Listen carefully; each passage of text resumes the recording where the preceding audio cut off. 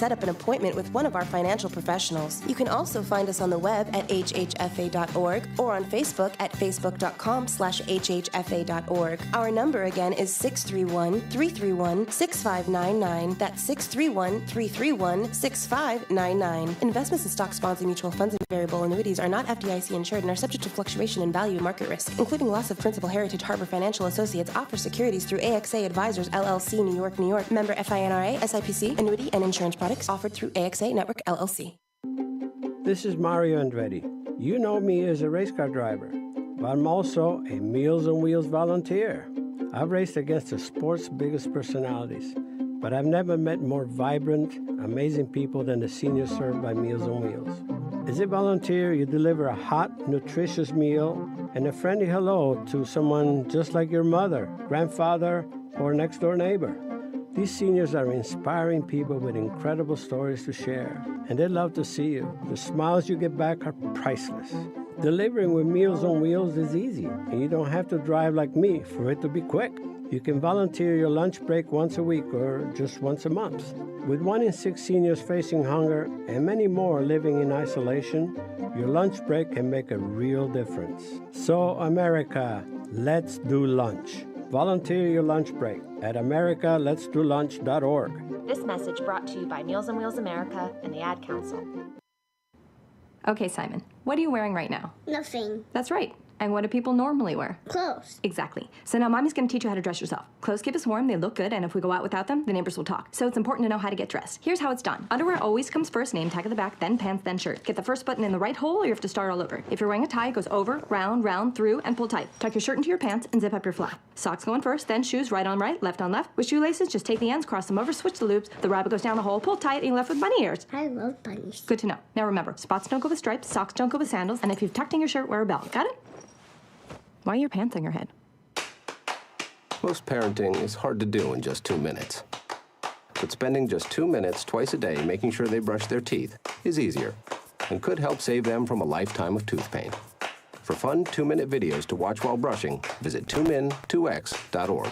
That's tunemin2x.org. A message from the Partnership for Healthy Mouths, Healthy Lives, and the Ad Council.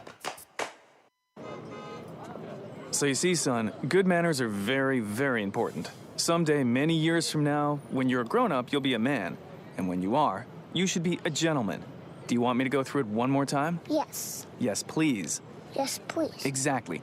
Always say please, thank you, you're welcome, and excuse me. Sit up straight, hold doors open for ladies. If a door's shut, then knock first. Don't burp, don't swear, don't speak with your mouth full, don't reach across people's plates, keep your elbows off the table. What table? And don't interrupt. While we're at it, don't stare, don't use foul language, don't call people names, but do remember people's names. Always share your toys, play nice, and cover your mouth when you cough or sneeze. On the bus, give up your seat to anyone who has trouble standing. Bottom line, treat others the way you'd like to be treated. Got it?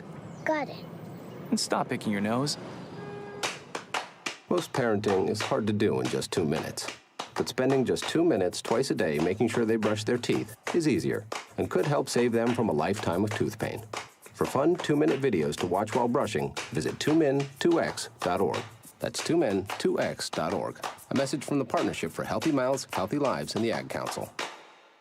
Hey, there he is. How's it going? I'm having a stroke. Are you going to shake my hand or what? I'm having a stroke. Wow, you're not even moving your arm. I'm having a stroke. Are you okay? I'm having a stroke. Your face looks weird, too. I'm having a stroke. Are you having a seizure or something? I'm having a stroke. When someone is having a stroke, they may not be able to say it with words, but their body language will tell you loud and clear. I'm having a stroke. You just need to know the sudden signs. Look for FAST, F-A-S-T. F, face drooping. A, arm weakness. Or S, speech difficulty. Then T, time. Time to call 911 immediately, because the sooner they get to the hospital, the sooner they'll get treatment. And that can make a remarkable difference in their recovery. Know the sudden signs. Face, arm, speech, time. Spot a stroke fast. Visit strokeassociation.org. Brought to you by the American Stroke Association and the Ad Council. You're listening to the Worldwide Sports Radio Network. It's time to wake up with the Morning Boys on Worldwide Sports Radio Network. And here's your host, Ryan Hickey.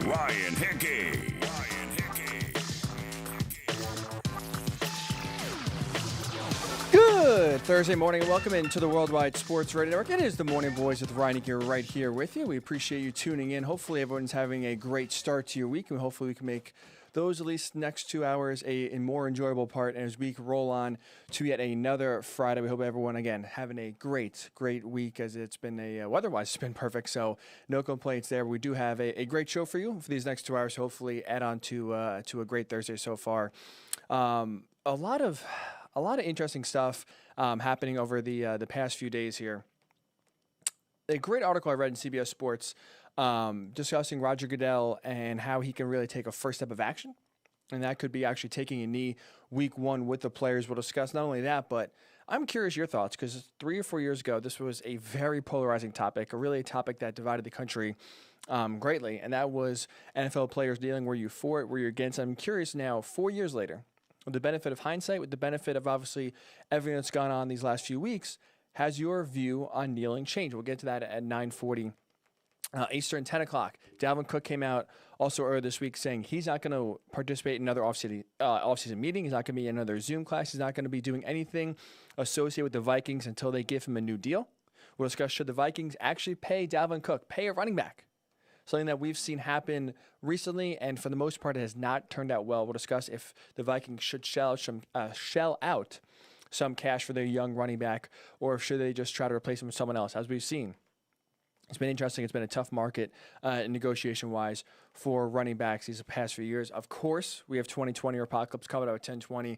A participant that already have been in contact with. He's very excited. He's really the first participant, I think, that's confident and excited to come on. Usually, anytime I text someone or reach out to have them come on the show, they are nervous. They just want to get one right. This guy, this man himself, very confident, said he literally canceled all his morning meetings to study to get ready for this game at 10:20. So we'll see if he can be the first person to go 5 out of 5. We have yet to have a perfect score so far in 2020 Apocalypse. So as always, we'll do that at 10:20. 10:40. In college football, great is back where he belongs, and we'll discuss why one of the dumbest rules ever in college sports hopefully has at least been brought to light and can change for the future, because the overall sport of college football, along with USC, is in a better place after what happened yesterday. We'll discuss that. It's on the show at 10:40.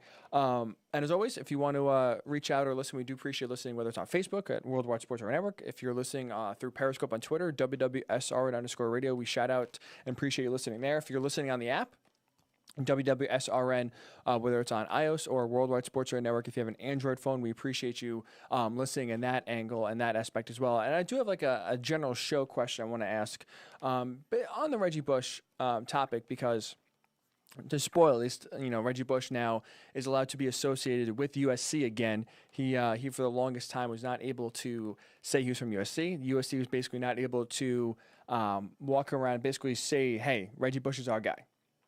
Part of the rules when there were sanctions a decade ago was that they had to disassociate themselves from Reggie Bush. So I'm curious, because yesterday, going through social media, because yesterday was the official date when USC could officially welcome Reggie Bush back, officially welcome him and embrace him as a member of the Trojans, and now be able to show their alumni, hey, listen, this is our guy, after not being able to for a decade. So I'm curious, because with this going on, I saw a lot of my timeline on Twitter flooded with Reggie Bush highlights. Right now that he's back, all of a sudden you see these great runs by Reggie Bush. He obviously has no shortage of those runs. And I'm curious, the question I kind of want to get from you guys, I'll throw the answer at, or throw the question at you, I'd love to get the answer from you. Is who's the best player you've ever seen in your lifetime? For me, that answer is Reggie Bush. For sure, he's one of the best players I've ever seen ever in any sport.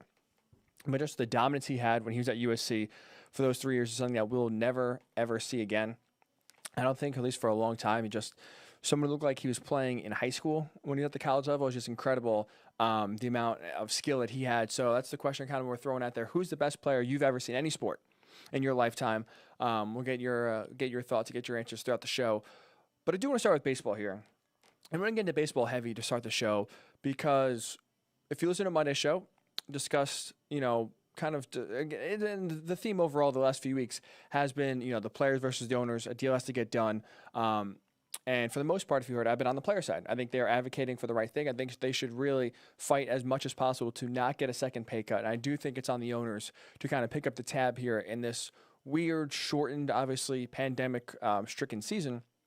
To me, they're the ones with all the money. I think they're trying to cry poor, and they are the ones that should be picking up more of the bill than the players.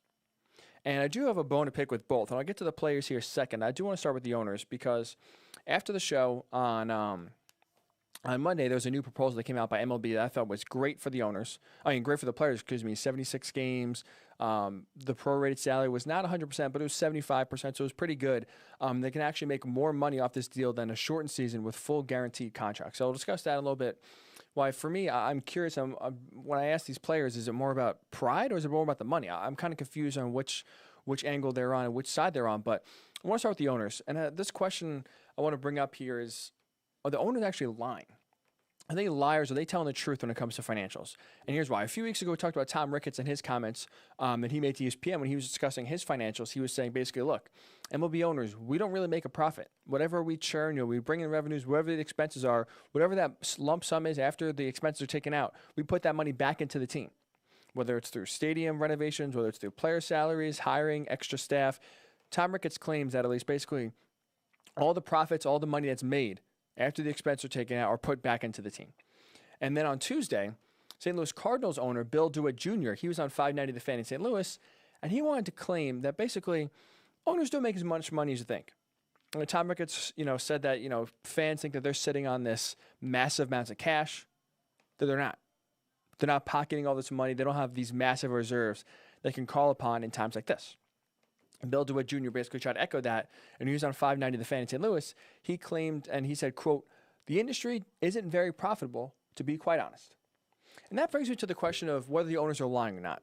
Because now this is the second owner to cry poor, right? Tom Ricketts, first of all, tried to have this sympathy card painted for him that, hey, listen, we put all the profits back into the team. We are here. We're here to win, and we do everything possible to put the best product on the team forward.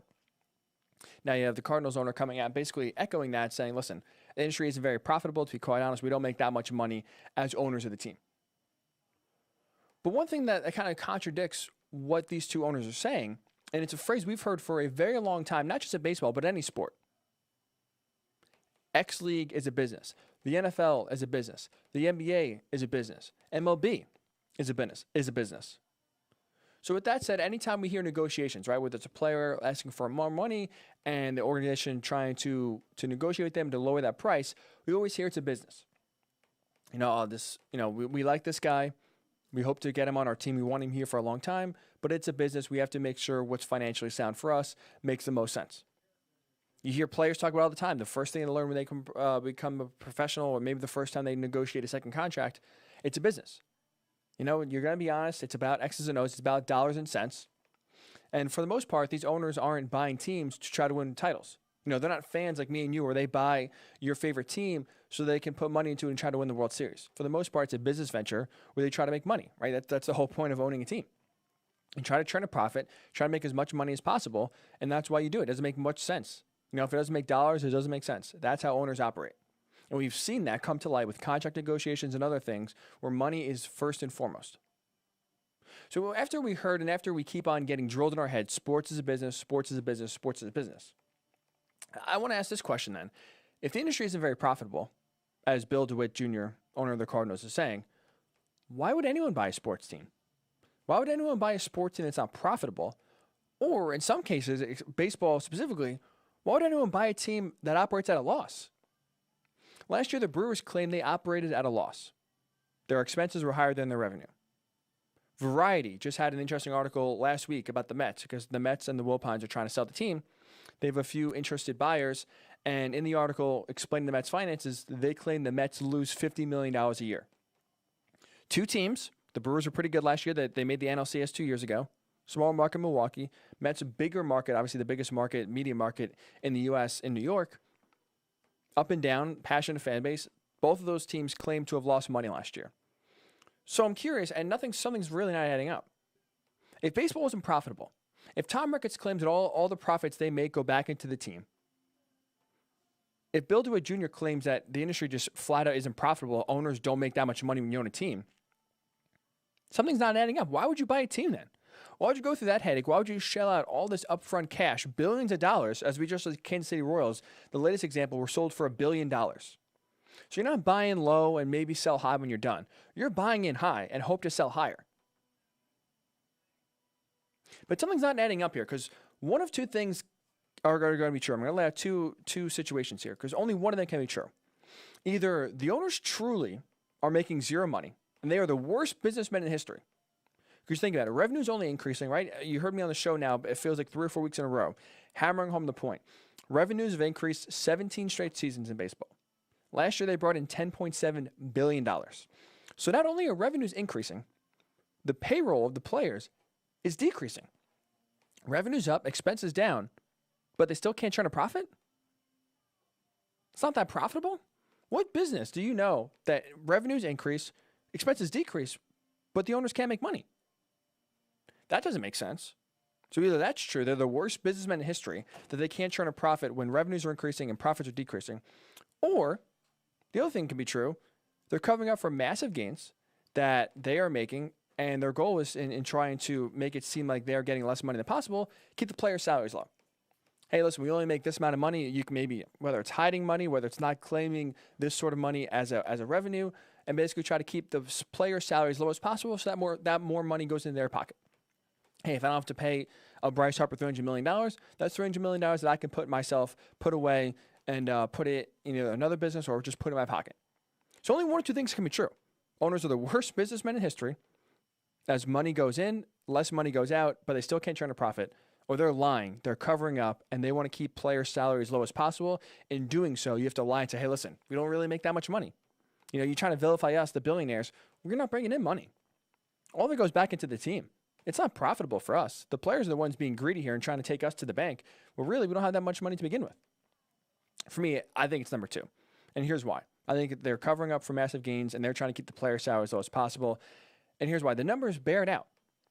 So like I said, 17 straight seasons. And I apologize for sounding repetitive. But I feel like I have to keep hammering home this point because that's what I keep going back to as to why the owners keep complaining that they don't make that much money, but it doesn't make sense. So revenues keep on increasing. Again, 17 straight seasons where revenue has only gone up. So impressive by Major League Baseball to only keep the cash flow coming in. Even during the Great Recession back in 2008, revenue just kept coming in. So as revenues keep on coming in, you would think the player salaries would keep on going up. More money in. That means more money after the expenses are taken out. Okay, sure, we'll shell out a bigger contract for maybe a player to deserve it, but we have all this money. We want this guy, we like him. We'll overpay a little bit just to get him on the team. It would just only make sense. The more money the owners have, the more they're willing to spend to get a better team. And obviously, you got to spend money to make money. But the player salaries have not bore that out. They've only, if anything, stayed stagnant at best, let alone decrease. So this year, the average salary for Major League Baseball was supposed to be $4.4 million. Obviously, we know that's not going to be the case. That was going to be in a normal year, 162 games played, no pandemic, no coronavirus, fans in the stands, a normal year, $4.4 million. Since 2016, so it's a 4-year gap. So from 2016 to 2020, the average MLB salary combined has increased 1%. So in 4 years, salaries have increased by a total of 1%. So despite revenues continuing to increase, despite MLB only having, again, the money come in, get higher and higher and higher, whether it's through online streaming, whether it's through marketing, they brought in a ton of money. But despite revenues increasing, salaries have increased a total of 1% in 4 years. And not just that, not only have they basically stayed stagnant for 4 years, despite the money coming in, getting higher and higher every year, and record revenues repeating over and over.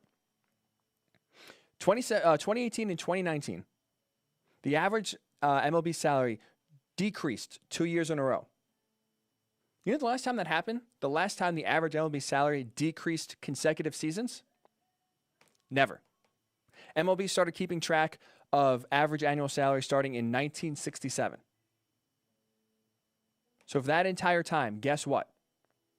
Salaries have never decreased, player salaries never decreased 2 years in a row until 2018, until 2019. Think about that. I'm no math guy, right? If you listen to the show, if you know me, you know math is not a strength of mine. I went to journalism school at Penn State. I did not do anything with math. And if you heard me try to do quick math on the show, it's been painful, and I apologize for you have to listen to it because it's been tough. It's been very tough. But no math major has to break it down. To be a math major, I should say, to see salary is decreasing, but revenue is increasing. Something doesn't add up. And I said MLB salaries have increased a total of 1% since 2016. So basically 0.25% each year it's gone up, barely crawling. MLB revenues have increased 4% each year over that same time period. So the owners are bringing in 400% more revenue each year compared to what the salaries for MLB have increased. So something does not add up. And I go back to the two options I laid out. Either the owners are making zero money, and they're the worst businessmen in history, because their increases and their revenues, have increased 4% each year. 4%, 4%, 4%, 4%. Each year they're increasing by that much. Salaries are decreasing. Again, the first time in MLB history since they started keeping track, 1967, that salaries have decreased consecutive years. $4.41 million in 2018, $4.36 million in 2019. 2 years in a row, they've decreased average-wise for the first time in MLB history since they started keeping track.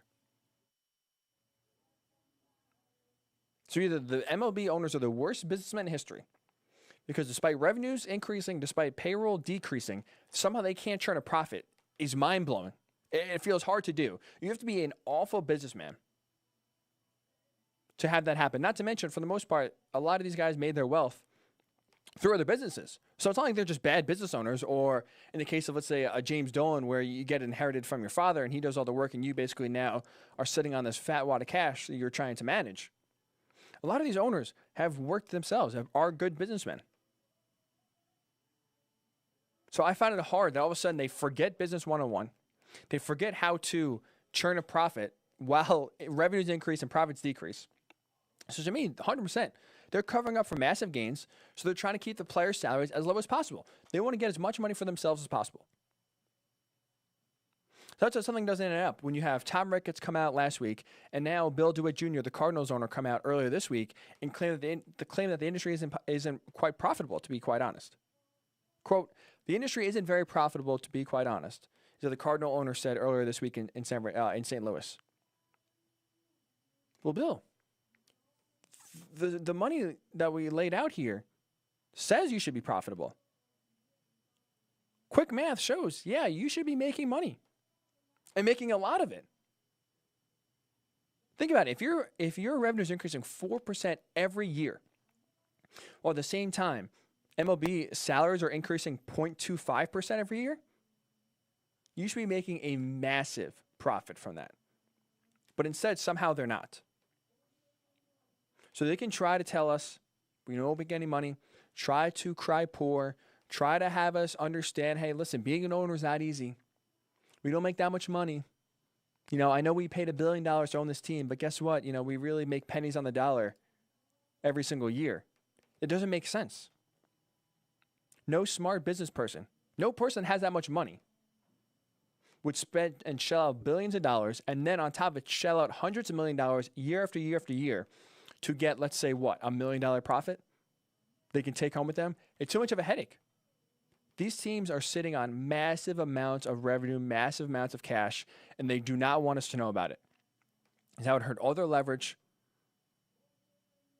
and really force, I think, the public outcry against them to get a deal done and put even more pressure, more scrutiny on the owners as to why a deal hasn't been done so far. It's June 11th, by the way. And the deal is not done yet. I'm sure I want to get to here in a second. But something doesn't add up. Revenues increase, expenses decrease, somehow profits aren't made. One of the two, owners are lying or they're awful businessmen. I'm going to number two. I think they're lying for sure, trying to keep player salaries as low as possible. So I'd love to get your thoughts. Do you buy this? Again, we talked about Tom Ricketts last week. Now it's Bill DeWitt Jr. of the Cardinals this week. Two owners on the record claiming that they don't make a lot of money. But the simple math shows you they should be making a ton of money. So I'd love to get your thoughts. Do you believe MLB owners, when they cry poor, when they claim they don't make a lot of money, and that all the money goes back into the team, do you believe them? Love to get your thoughts. Whether it's on Facebook, Worldwide Sports Radio Network, Twitter, if you want to tweet, WWSRN_radio. If you want to tweet me, Ryan_Hickey, and the number 3. We'll get your thoughts. And when we come back, I do want to get on the players for one quick thing here. because I'm a little confused of what their message is and really what their ultimate goal is. So I'll give you thoughts on one thing that kind of made me scratch my head when it comes to the player's perspective. And we'll do that when we come back here with the Morning Boys right here on the Worldwide Sports Radio Network. It's the Worldwide Sports Radio Network. Edward Lehman has been a trusted insurance advisor for over 16 years with insurance solutions for auto, home, commercial, life, and retirement. He's located at 54 Sunnyside Boulevard, Suite H in Plainview. That's just 1,000 feet south of 495. Local agent, local advice. The time to think about insurance is before you need it. So do yourself a favor, and before you pay your next insurance bill, give Ed and his team a call, 516-935-3900, or visit him online at www.allstate.com/EL. Edward H. Lehman Insurance is your trusted insurance advisor. Ranger Station, Ranger speaking. Hi, I'd like to report a bear hug. Uh-huh, okay. Well, we were building a bonfire, and I saw some, dry brush and leaves around, so, I said to move the bonfire somewhere else, and out of nowhere, Smokey Bear shows up and hugs me. So you noticed some wildfire hazards and moved your bonfire to a safer location. Yeah. Yeah, that's Smokey, all right. He likes it when people help prevent wildfires. It hits him close to home. Not everybody gets the hug, my friend. So that's pretty special to get a hug from Smokey Bear. So it was him. Hey, guys, I told you it was Smokey. Okay, well, congratulations, my friend. And thanks for calling. There are many ways to prevent a wildfire. Learn how you can do your part at SmokeyBear.com. Only you can prevent wildfires. Sponsored by the U.S. Forest Service, Ad Council, and your state forester. Hope you enjoyed your meal. And I just want to say, he's lucky to have a brother like you. Lucky? Caring for my brother is far from easy. Waking up every day, lifting him from the bed to the wheelchair to the car to get him to therapy on time, it's no small task between the doctors and the diagnosis, but nothing can disable this love. This is my big brother, my hero. He's part of me, like my arms and legs, so I'll be his. See, there's no time for tired. This starts again tomorrow. He'll be waiting for me. I wake up for him. I know he needs me, but I'm the lucky one, even though I need help now and then. If you're caring for a loved one, visit aarp.org/caregiving for care guides and community, or call 877-333-5885. Caregiving Resource Center. Support for your strength. Brought to you by AARP and the Ad Council.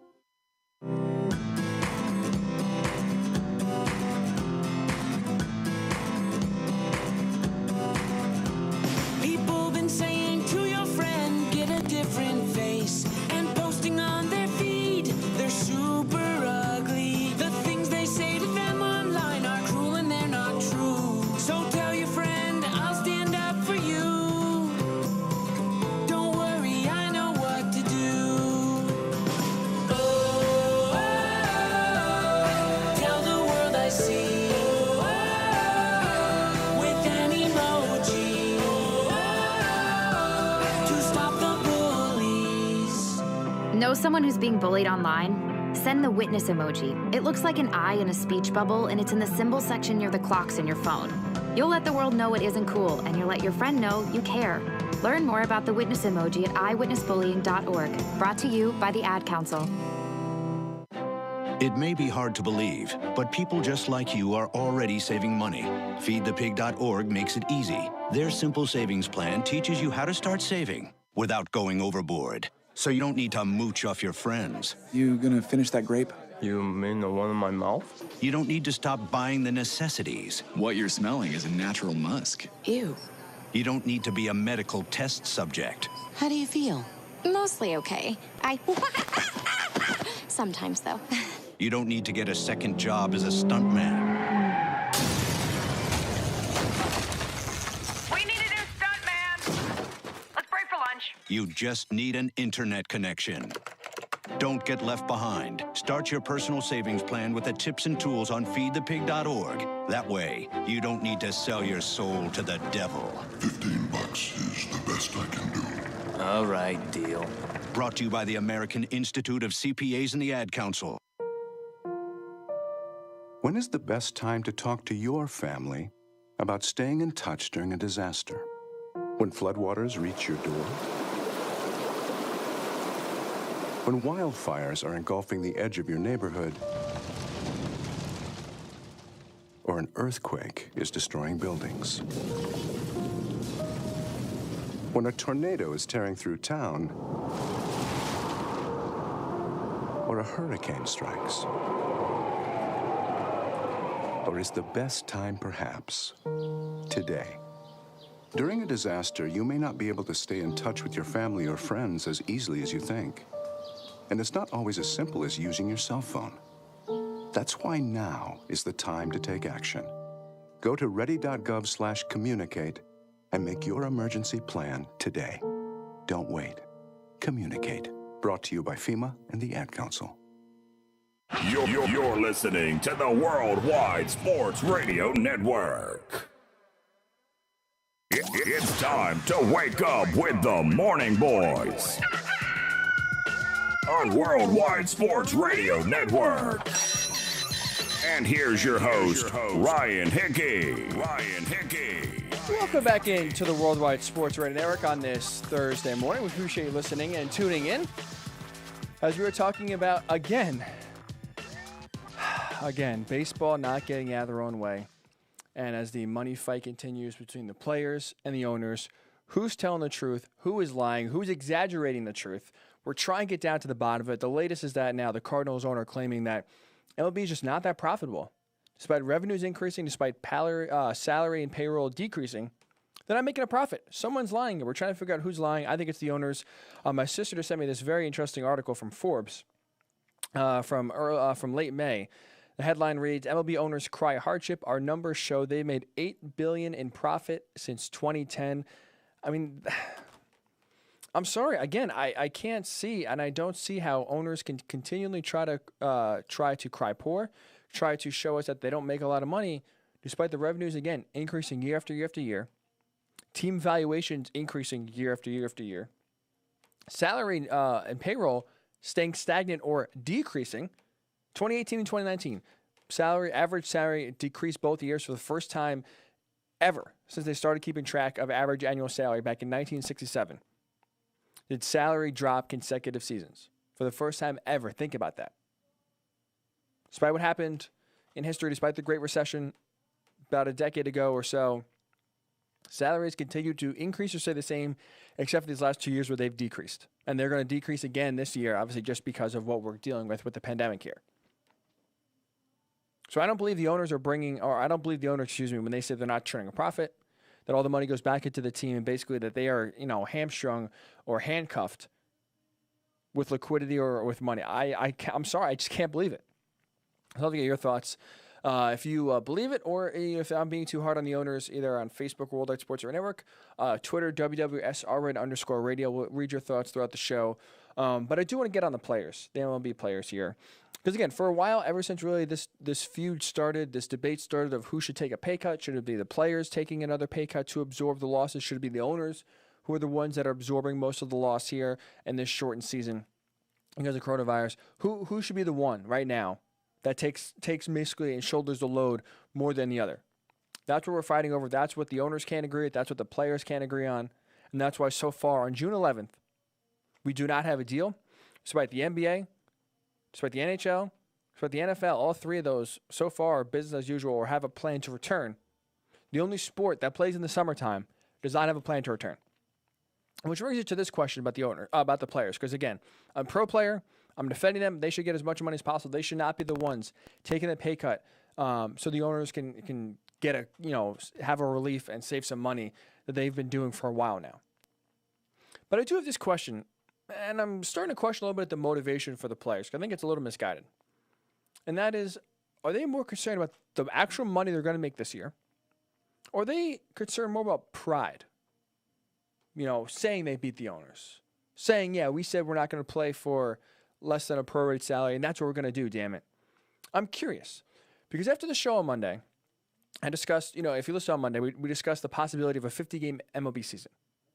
Because right now, if a deal is not done Major League Baseball and Rob Manfred has the authority and the power to issue a season, and he can determine the length. So he can say, listen, the agreement that was made in March, you gave me the power to say, listen, you guys can't agree on salary. Fine, we're playing a 50-game season. It's going to be fully prorated, so the players are going to get what they want. But it's going to be less games, so the owners don't have to pay that much money.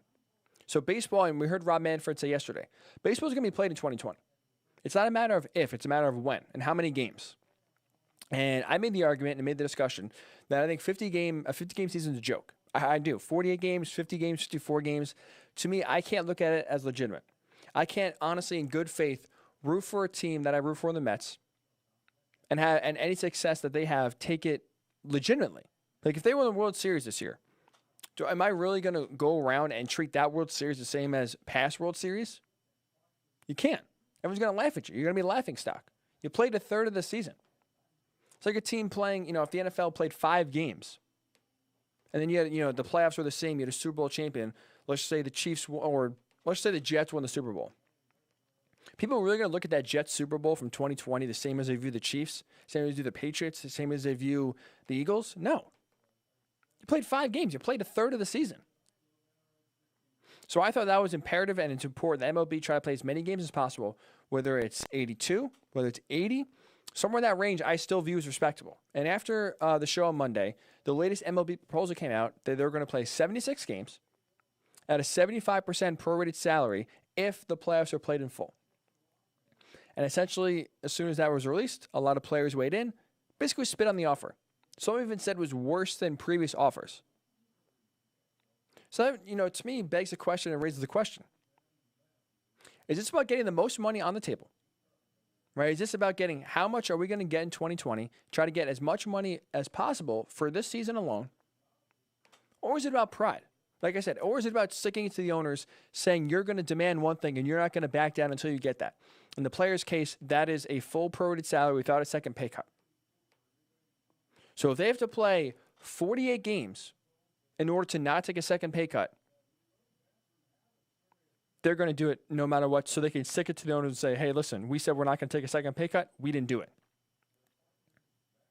So I'm curious. I'm trying to wonder, because it seems so far, for the most part, these negotiations are going to be about pride. And they're starting to prioritize pride and stick it to the owners over getting the most money and making a legitimate season. I think that's the wrong way to go about this. I think it's the wrong angle to look about this. Because pride, what pride does, it blurs your vision of the good, and you get so dead set, you get so pigeonholed on one thing, that even if there's a greater offer, you don't decline it because that's not what you want. And here's what I mean by that. The players are still upset because the last few CBA negotiations have heavily favored the owners. They've won handily, and so far it's hurt the players, whether it's free agency, with their wages getting suppressed, whether it's the way owners are not forced to spend. There's a luxury tax that was put in that, if anything, doesn't act like a salary cap, but it does prevent owners from spending more money, because the more money you spend, you get tax on that. So really, it almost prevents, it sort of is a de facto salary cap. You spend over, $220 million, you got to pay this tax, and the more money you spend, the higher the tax is. So sure, technically there's no salary cap. Players can make as much money as they want. Owners can pay players as much as they want. But in theory, it's sort of a soft salary cap that is there in theory that does, again, prevent spending, which hurts the players' salaries overall. So I feel like the players are all about trying to get revenge and are using this season as leverage, and they're trying to use this season as a point to prove, hey, we're not going to get pushed around, we're not going to get bullied, which I respect to a certain point. I respect them trying to swing the pendulum the other way. I respect them when the CBA runs out after the 2021 season, using this as a small battle in the war, right? We got to win this battle. We got to show the owners we mean business. So at that point, when 2021 comes around and they're negotiating a brand new CBA, they realize we're not pushovers. They realize we better give these players something, or else, we're all going to lose out. But pride sometimes can hurt. Pride gets in the way. And what I mean by that is this latest offer, 76 games, 75% prorated salary. To me, that was a perfect offer. That was a great offer for the players to play a legitimate season, get most of the money that they want, and let's play baseball. Let's get, everyone kind of leaves happy. And the funny part is, that proposal actually gives the players more money, despite taking a second pay cut technically, right? Because it's 75% instead of 100%, so you're still taking a small haircut there. Despite that, the players would still make more money in this season than they would if they get a full 100% prorated salary, but in a shortened season. So John Heyman, a great baseball insider, had tweeted this out on Monday when the proposal was put out there, and said it would be about a 19% increase, an estimate of just about 19% increase in salary for players for this plan, the 76 games at a second pay cut, compared to the players played a 50-game season with full pay. So yes, I understand it's a risk, because the biggest risk associated is now, the kind of the asterisk there that's hidden is that the players get 75% of this prorated salary if the playoffs are played, which, as we know, we keep hearing about a second wave that's going to come in the fall. There's a concern that, sports leagues may not be able to finish. Baseball is concerned. Baseball is concerned that they will not be able to finish the season once they start. And we even heard when we had Dennis Dodd on a few weeks ago talking about college football, I asked Dennis a question: what's harder for college football, to start the season or to finish the season? And he definitively said finish. It's pretty easy to start theoretically. But it's once the season gets started, how to keep the players healthy, how to keep the season going, so that if a second wave does, if a second outbreak does occur, the players will stay healthy as much as possible, and the season won't get halted like the NHL did and like the NBA did. So that's the big risk for the players. That, okay, there's no guarantee that the playoffs are going to be played and going to be played in full. So if they don't get played, basically they forfeit 25%, and now they basically make half of what they're supposed to make this year. So there's a risk. Don't get me wrong. You're risking almost, again, instead of getting 75% if the season is finished, if it's not finished, you only get 50%. So a lot of that money is tied into the playoffs being completed. But to me, I think the risk is worth the reward. Baseball is a sport to where you can social distance. Basically, you can say the safest on the field that you can in any other sport. Basketball, you're bodied up on someone. Hockey, you're hitting people. Football, you're tackling people. Baseball is the one sport where you have outfielders that don't come within feet of each other for most of the game. Everyone is spaced out on the field. You can, for the most part, keep players as safe as possible, and baseball has the best shot at keeping players safe compared to the other three leagues. So yes, it's a risk that, the coronavirus might get so bad that the season might not finish. But the reward is that you make more money than you would in a shortened season. So shouldn't making more money outweigh pride? The pride of not taking a second pay cut? Shouldn't you push that to the side and say, listen, if we take a second pay cut, we're actually going to make more than we would if there is no pay cut and we play a shorter season? Again, they were making almost 20% more, give or take, is what John Heyman's saying, in a longer season at a second pay cut compared to if they play 50 games, but they get their full amount that they're supposed to. Take the deal with the more money. Because 50 games should be a last resort for everyone. First of all, like I said, I truly do think, and I think a lot of people would agree, it's not legitimate. I think the players would be the first ones to tell you it wouldn't feel real.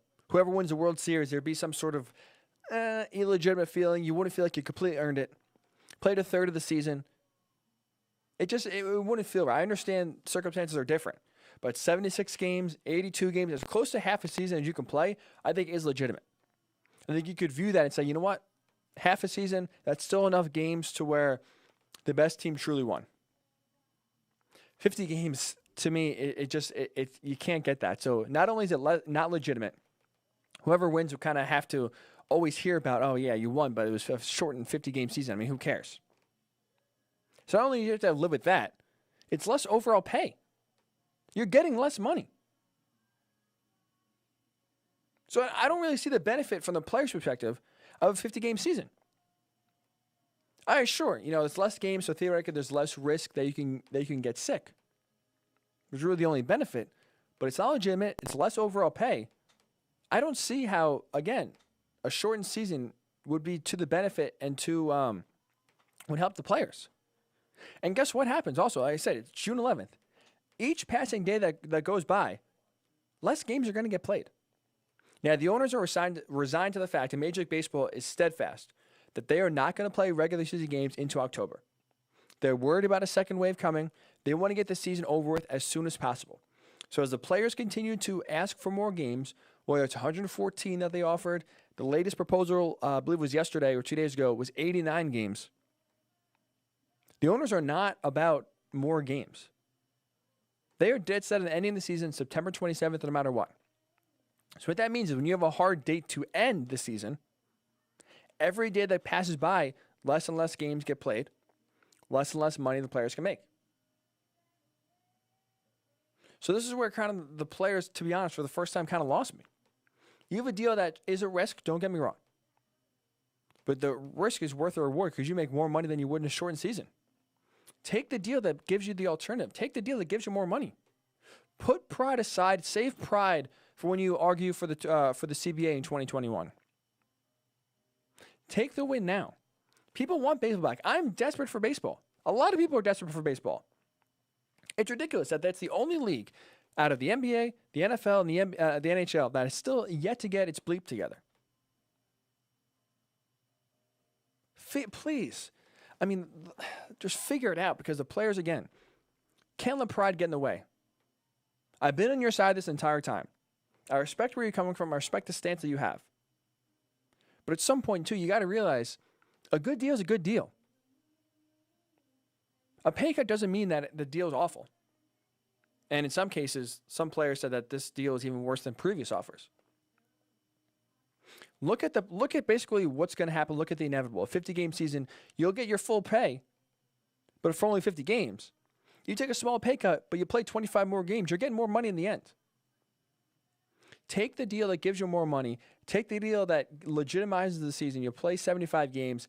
I think a lot of people would still view it as legit. Almost half the season, it's real. No asterisks needed. Nothing to that nature. Take the deal. So I'm curious, to get your thoughts.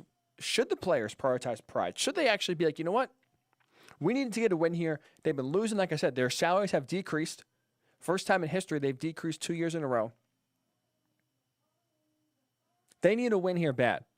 Should they prioritize pride? Should they try to stick it to the owners in order to kind of set it up for 2 years from now when they're arguing a new CBA and trying to get that deal done? Or should they prioritize money? I think for this year, they should prioritize money, take the deal that pays them the most. That was a 76-game proposal that they rejected. And we're going to go back and forth until inevitably it seems like we're going to have a 50-game season. Not going to be legitimate in my eyes. It's going to be a joke of a year, but that seems like what we're going to get to here. And whether the players are resigned to it, the owners are resigned to it, seems that's the road we're going to go down. Now the question is, when is that deal going to get there? When are we going to get baseball? When are they going to finally agree? All right, fine. We're just going to play 50 games. I mean, they're still continuing to negotiate, but I don't see the players putting their pride aside, which I think they should.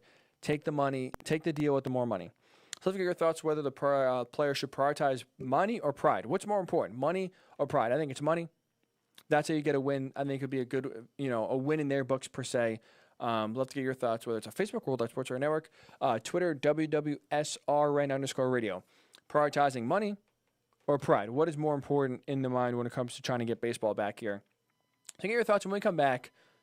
Kneeling in the NFL. Has your stance changed? We'll discuss that when the Morning Boys, Ryan Hickey, return right here on the Worldwide Sports Radio Network. It's the Worldwide Sports Radio Network. Edward Lehman has been a trusted insurance advisor for over 16 years with insurance solutions for auto, home, commercial, life, and retirement. He's located at 54 Sunnyside Boulevard, Suite H in Plainview. That's just 1,000 feet south of 495. Local agent, local advice. The time to think about insurance is before you need it. So do yourself a favor and before you pay your next insurance bill, give Ed and his team a call, 516-935-3900, or visit him online at www.allstate.com/EL. Edward H. Lehman Insurance is your trusted insurance advisor.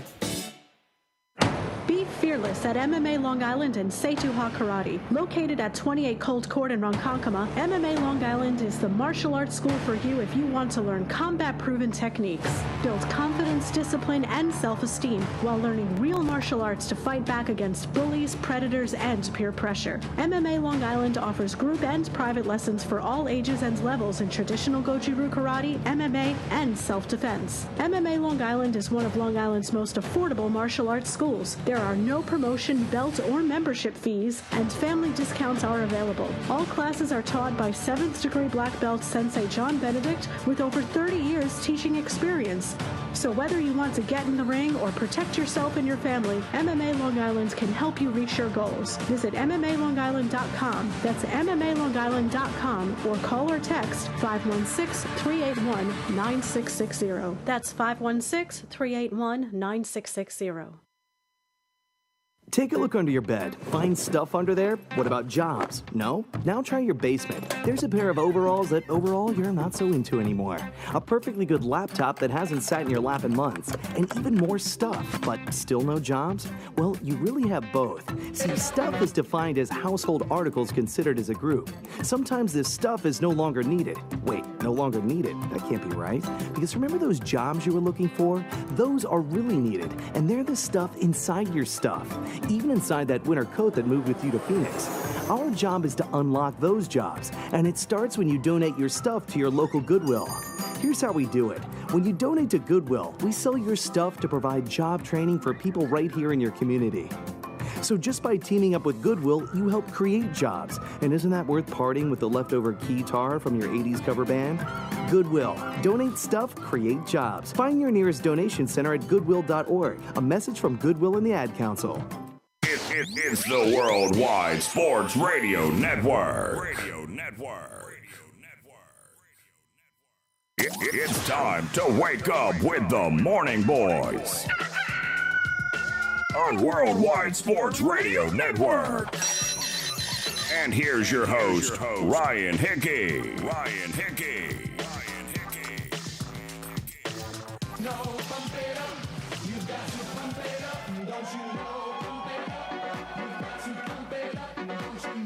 We are pumping it up here on a Thursday morning. We appreciate you tuning in. It is the Morning Boys with Ryan Hickey right here on the Worldwide Sports Radio Network. Hopefully everyone's having a great Thursday, a great start to the week, and hopefully for these 2 hours every Monday and Thursday, we can make it a little better. A little entertainment, a little excitement, a little knowledge. That's the goal here at each and every show. Hopefully we're accomplishing that. If not, feel free to let me know. I know people are not shy about expressing their negative views here, so feel free. If the show sucks, if you hate it, you want to see an improvement, let us know on Facebook or Twitter, or shoot me a text if it's that, that scalding of a review, that bad you don't want people to see. Please spare everyone else. You can shoot me a text directly, and we'll try to fix that for you, whatever it is.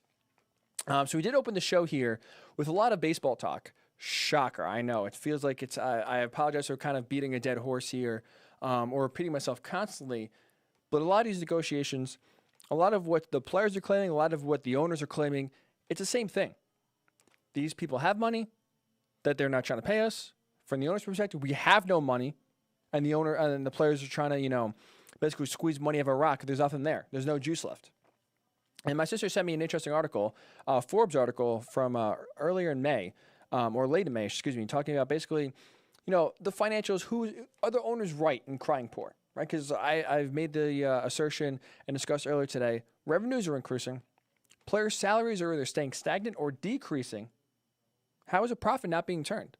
Yeah, the Cardinals owner earlier this week say that the league isn't as profitable, quite honestly. It's not making money.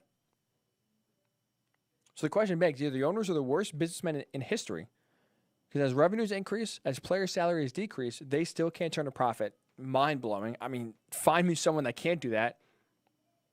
Or they're lying, keep their revenues low, keep their profits low, so they don't appear to have as much money as they do, so that way they can suppress player wages and not pay them that much money. They've done that in free agency. Free agency has been a scary, scary place for players. And you can look at Bryce Harper, look at Manny Machado, you can look at Mookie Betts next year, you look at Steven Strasburg, Anthony Rendon. Players are still getting hundreds of millions of dollars. Don't get me wrong. Those contracts are still getting handed out. But it's the 1% of the 1% that are getting that. Average annual salaries decreased the last 2 years. Free agency for an average player or a decent average player is a scary spot because you get there when you're not, you don't get to free agency young. They got you for 6 years. And in some cases, they can manipulate it against Chris Bryant. They'll get you for 7. So you're no spring chicken. You're 28, 29, 30 by the time you get to free agency. No one's paying big money for what you did in the past. And theoretically, you're not going to be as good at 30 as you were maybe, let's say, at 25. But I was just talking to my sister who does, she works in an accounting firm, so she knows money pretty well. So I'm trying to talk through with her, what doesn't make sense here?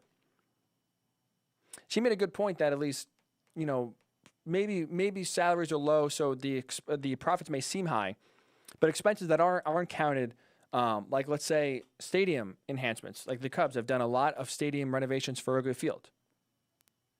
Building a new stadium. You see the Braves had a new stadium recently. The Rangers are opening up a new stadium this year at some point. And those can count as expenses that maybe, you wouldn't see right away. So you take that out of the profit. If that's the case, fine. But how about this? Why aren't you showing us that? How come anytime the players say, show us the books, show us the money, we don't believe you until you actually show us the hard proof, then we'll believe it? Why are the owners hesitant to show the books, show the truth? We had Jared Diamond on the show, I think it was about 2 weeks ago, 2.5 weeks ago. I asked him that exact question because Jared made that point. Profits maybe aren't as high as they think. Expenses are increasing, and expenses, maybe whether it's extra scouting, whether it's technology, whether it is renovations for stadiums, expenses are going up for teams, which is fine. But if that's the case, why aren't you just telling us if what you're saying is true?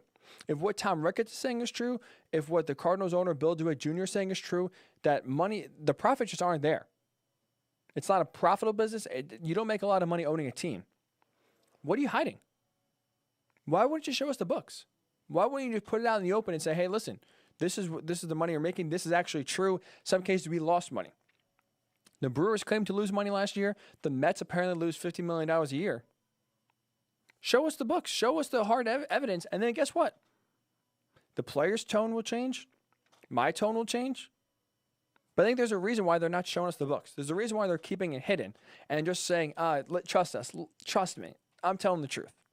And then you couldn't trust me from years on past. I've always tried to screw you over in every single negotiation. When I did screw you over, I let you know about how much I screwed you over. But trust me, we have no money. Revenues are increasing. Your salaries are staying stagnant or not increasing. Trust us, we're tied here. We have no money. We can't pay anyone. Show us the truth. Show us the books. Or else just pay up. I'm sorry. No one's going to believe the owners. No one's going to believe a billionaire. They cry poor, but don't show you the proof. I just have a hard time believing that all of these owners have just all of a sudden magically no money.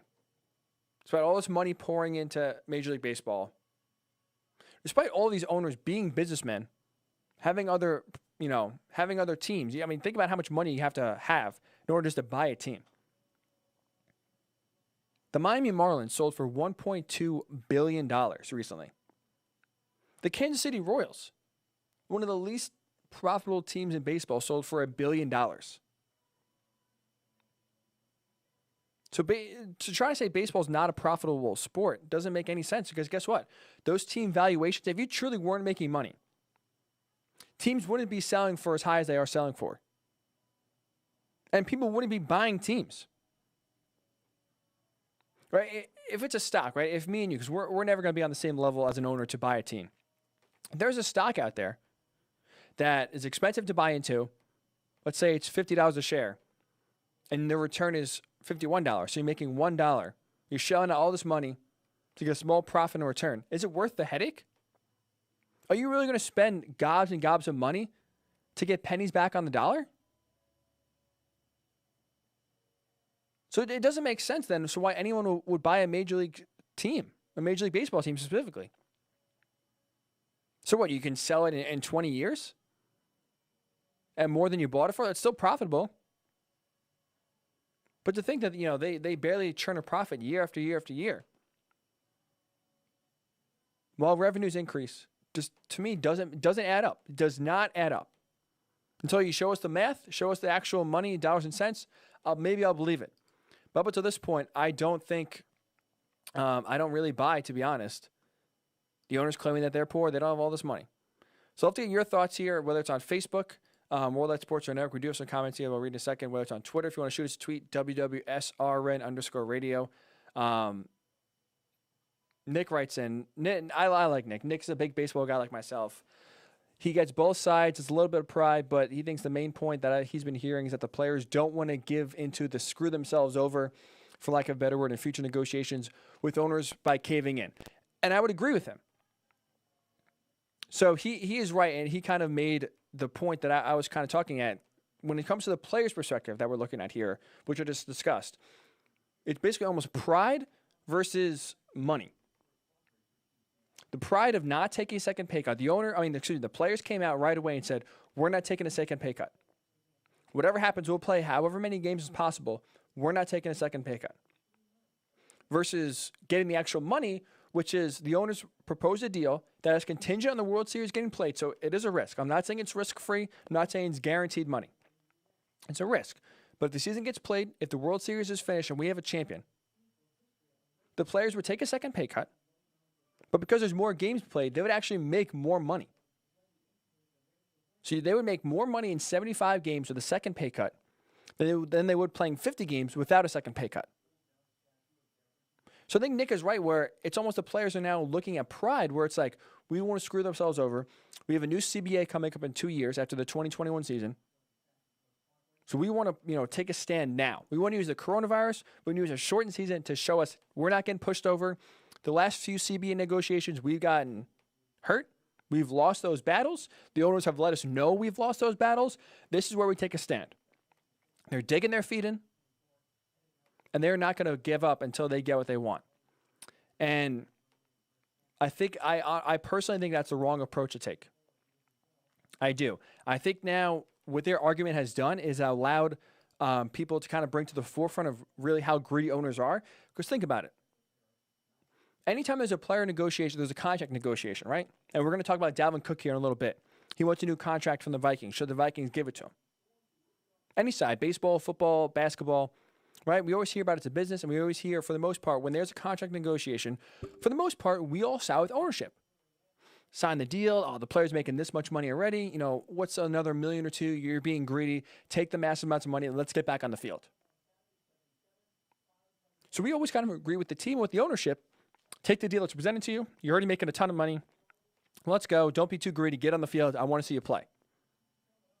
Now, I really do think these negotiations and the players' point has gotten across that, hey, listen, you want to try to vilify us. We're making pennies on the dollar compared to what the owners are making. We're the reason why all this money is coming in. We're the reason why fans are watching, are going to the games, why advertisers want to advertise with TV, why the TV revenue is so high, because people are watching and tuning in to watch us. So we should be getting a large chunk of that because we're the reasons why this business is so profitable. Why revenues have increased 17 straight years. But instead, the owners are paying them back by lowering their salaries, slashing payroll, and trying to save as much money as possible. So that's why, again, I agree and I hear what Nick is saying. I do, and I understand the pride aspect. I do. But I think when it comes to now, when push comes to shove, when it comes to a shortened season, when trying to get trying to get their point across, I think it hurts them to take less money to play in a shortened year than in trying to get about as much money as possible now in 2020, and then use that as a springboard to try to, harden their negotiations, harden their stance, so that 2021 comes, they'll be able to go to the table and push back, and the owners will actually listen to them.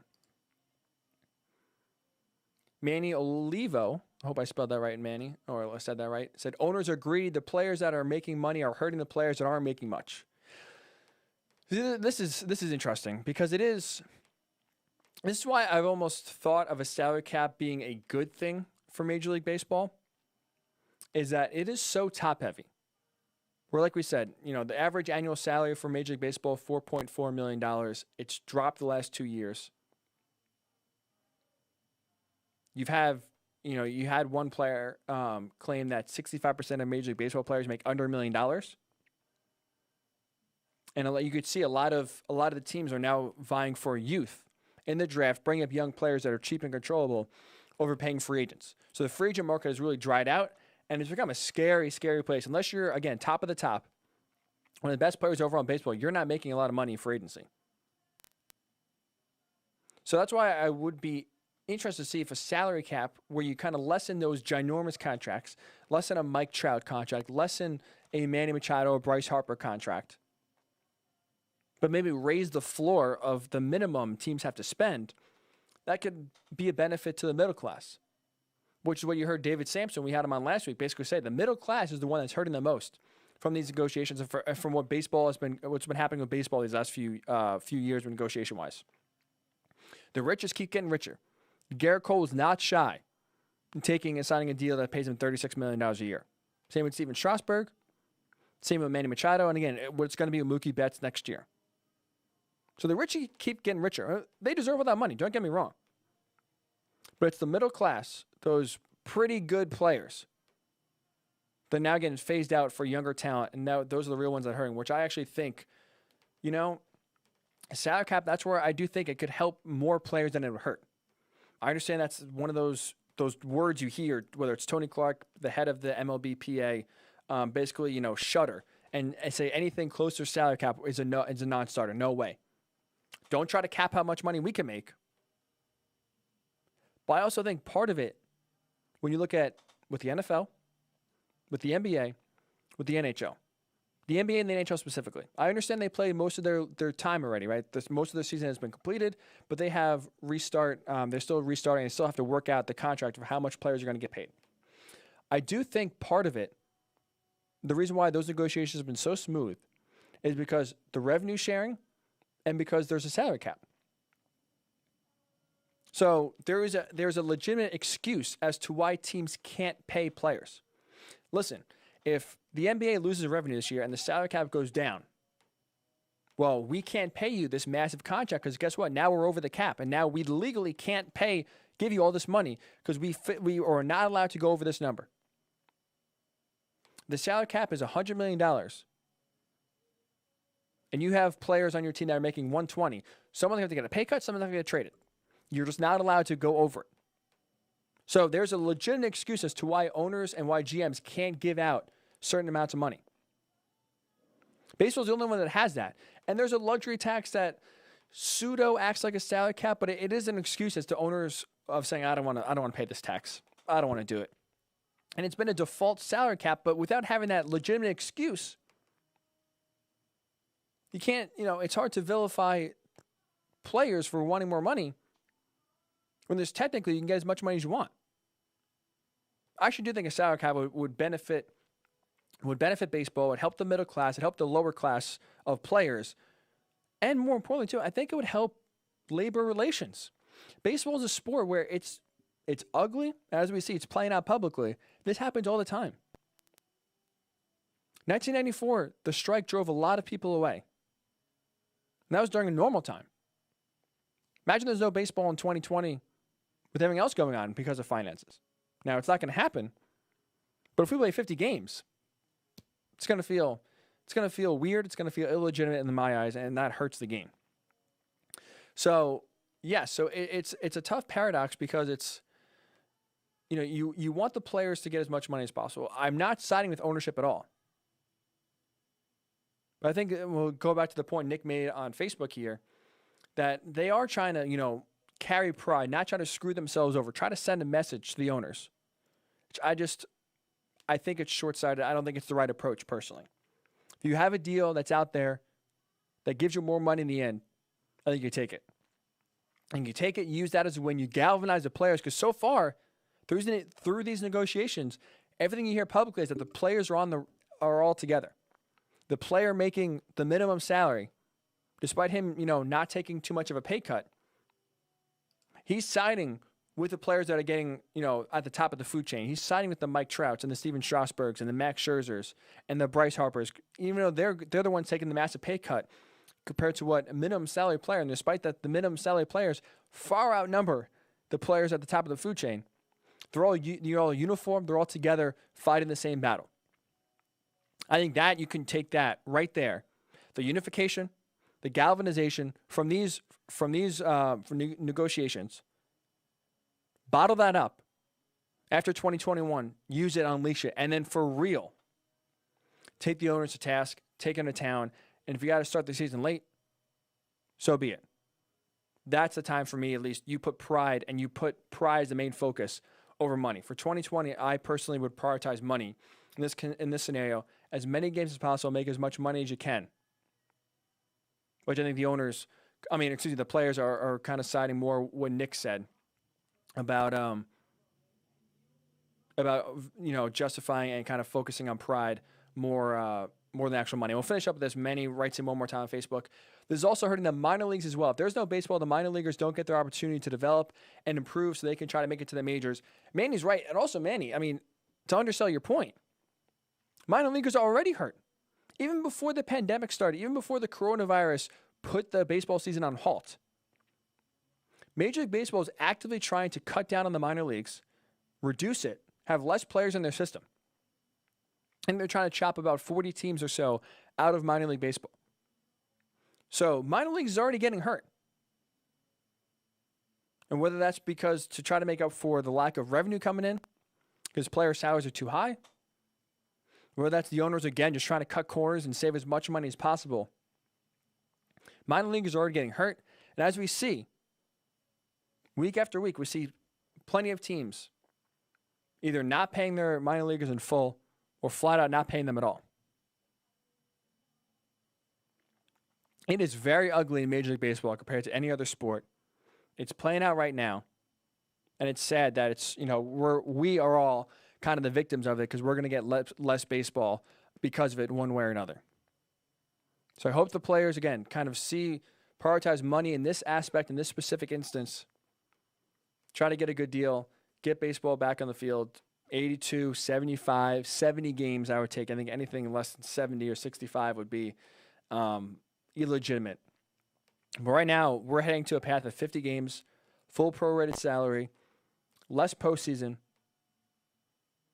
And we're basically going to, force these two sides to get together in a compromise neither one wants. But that's the state of baseball right now. It's a sad one. It's an ugly one. But we will keep on monitoring it for you. Hopefully we get a deal sooner rather than later. Again, June 11th, the clock is ticking. September 27th is a hard deadline for the owners. They're not playing regular season games past that because they're concerned about a second wave. The longer the Major League Baseball season goes, the higher risk of the season not being completed. Postseason money is still a lot of money. They want all that money. Obviously, they won't get it. The postseason can't even be played or can't be completed. Every day that ticks, less and less baseball will be played, which is a shame for everyone. So when we come back, we're going to hit on players kneeling. I apologize. We missed it. We'll get to that quick. And also 2020 or Apocalypse. We have the most confident contestant yet. We'll see how he does on 2020 or Apocalypse coming up here in a few. When the Morning Boys Riding Key return right here on the Worldwide Sports Radio Network. You're listening to the Worldwide Sports Radio Network.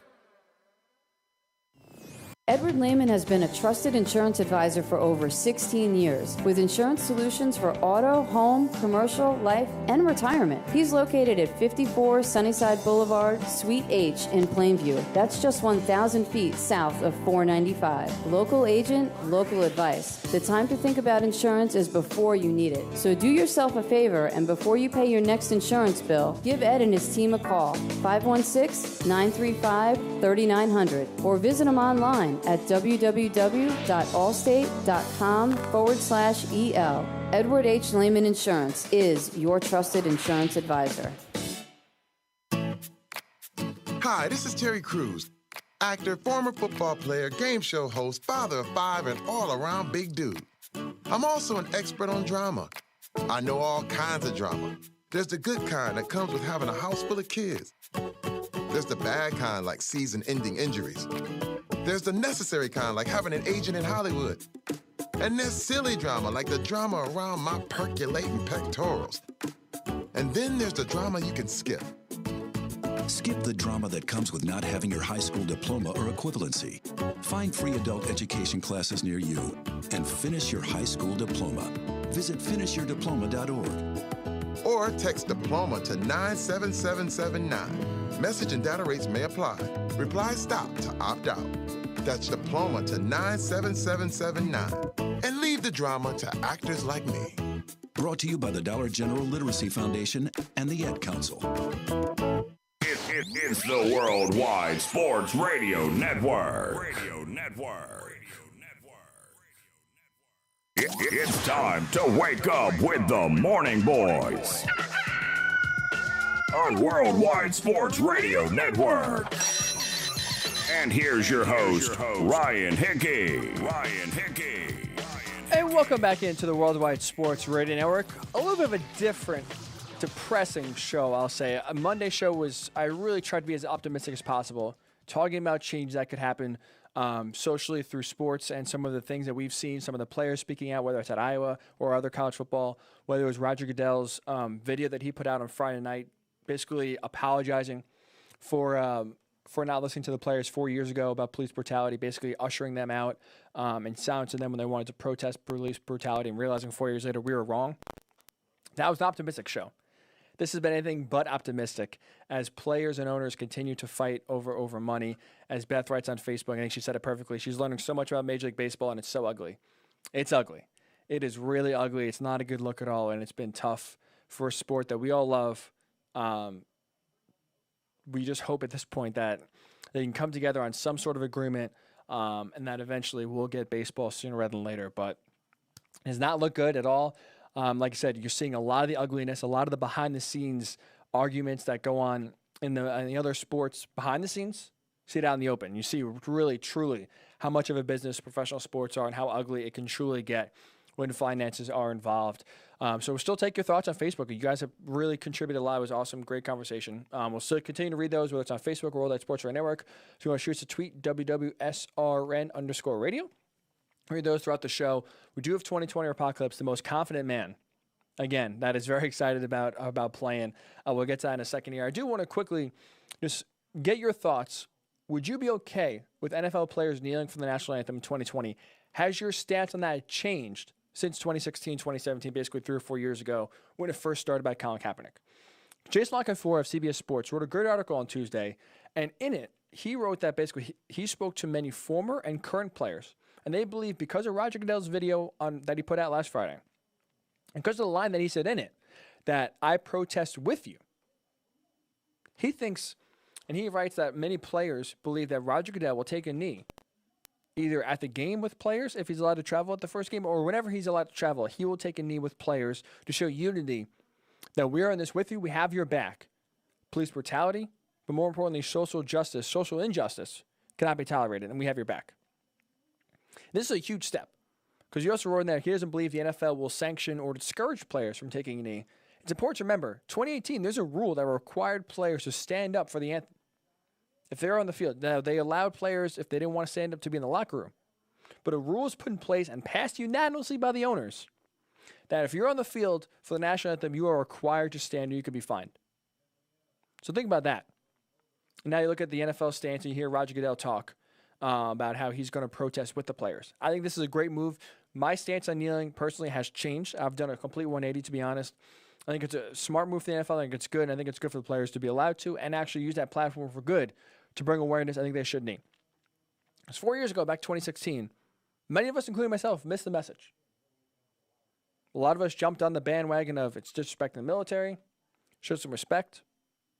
You know, the veterans, disrespecting them. Players tried to explain that they weren't disrespecting the military.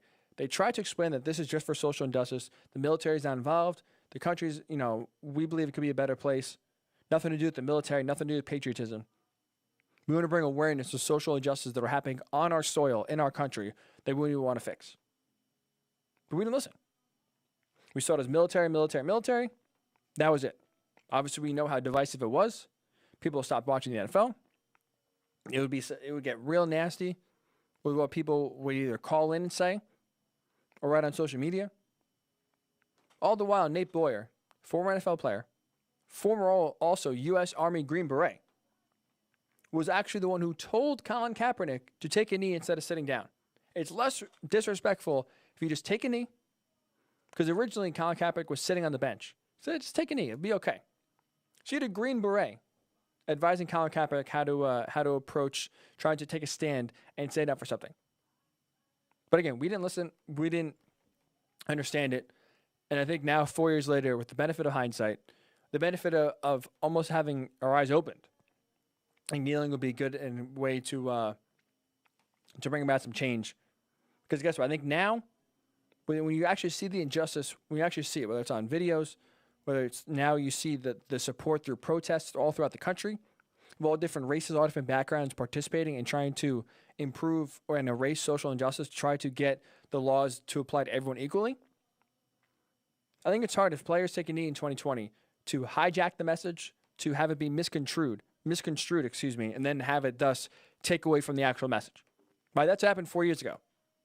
The actual message of police brutality, of social injustice, was completely lost. Completely missed, not recognized. It's all about kneeling. It's all about the military. It's all about Colin Kaepernick, whether he's wearing pick socks, whether he's wearing a Fidel Castro shirt. The message was lost and lost early. But I think now, because we heard about it so much, we actually saw it through social media. I think less people will be upset. It's a bold statement to say that because as we know, we see this culture, people get upset, get frustrated with almost anything.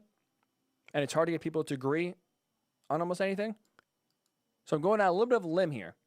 But I do think less people will be upset about it than they were 4 years ago because now they understand why players take a knee. They see the social injustices that are happening and want to fix it, want to change.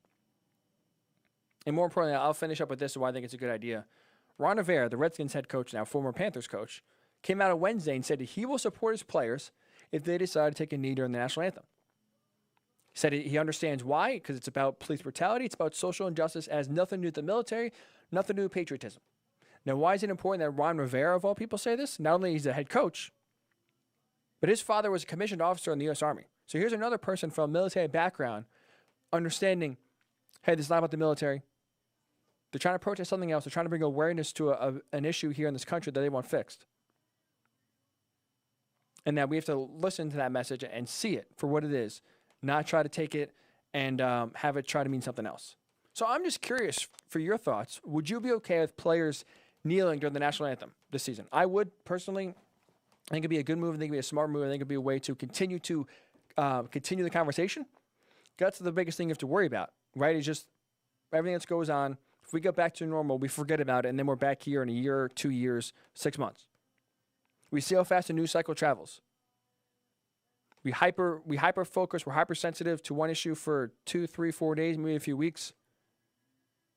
Then it's like we put all this energy into one thing. We get tired. We move on to the next thing. What else can get our attention? What else can hold us? I think it's a good way. It's a great way for athletes to use our platform to keep reminding everyone this is still a major issue in this country. This is not going to get fixed overnight. It's not going to get fixed with one protest or one law or one vote. It's going to be continuing to need to be worked on for years and years and years. I think it's a great way to continue to raise awareness and have us not forget the true issues that go on. So let's get your thoughts if your stance has changed at all in these last 4 years. So get your thoughts when we come back. Like I said, the most confident man so far to get ready to play 2020 or Apocalypse. We'll see how he does when the Morning Boys rock a return right here on the Worldwide Sports Radio Network. You're listening to the Worldwide Sports Radio Network. Do current market conditions have you nervous? Our experienced team of financial professionals at Heritage Harbor Financial Associates understands that no two investors are alike. We all have different goals, needs, and appetites for risk. That's why the one-size-fits-all approach does not work, especially when planning for retirement. At Heritage Harbor Financial Associates, we analyze your unique investment style so that you can work toward your individual retirement goals on your terms. Heritage Harbor Financial Associates can help you take steps to reach your retirement goals by providing a wide array of financial products to fit your needs, even for the risk.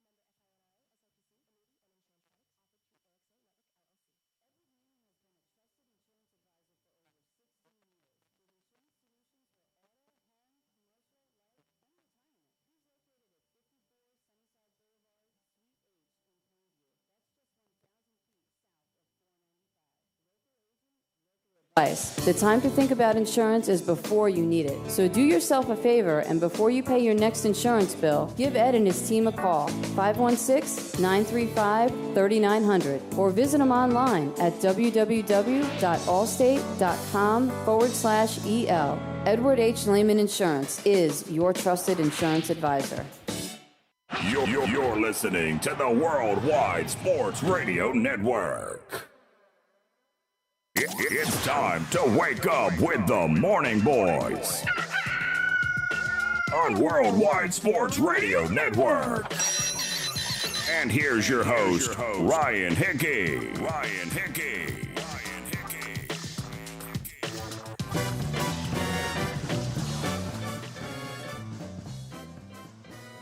And welcome back into the Worldwide Sports Radio Network. It is 10:20. You hear the game show music. You know what that means. It is time for 2020 or Apocalypse, and I'm very excited to have on our next guest, our next contestant. Just talking to him in the break, I told you, I hyped up the show. He's the most confident person we've had yet so far. Everyone I've reached out to, always nervous. Oh, man, I hope I get one right. The goal is always just get one right. Nervous about coming on. Not this man. I'm driving in. I got a text from him. He's canceled this morning.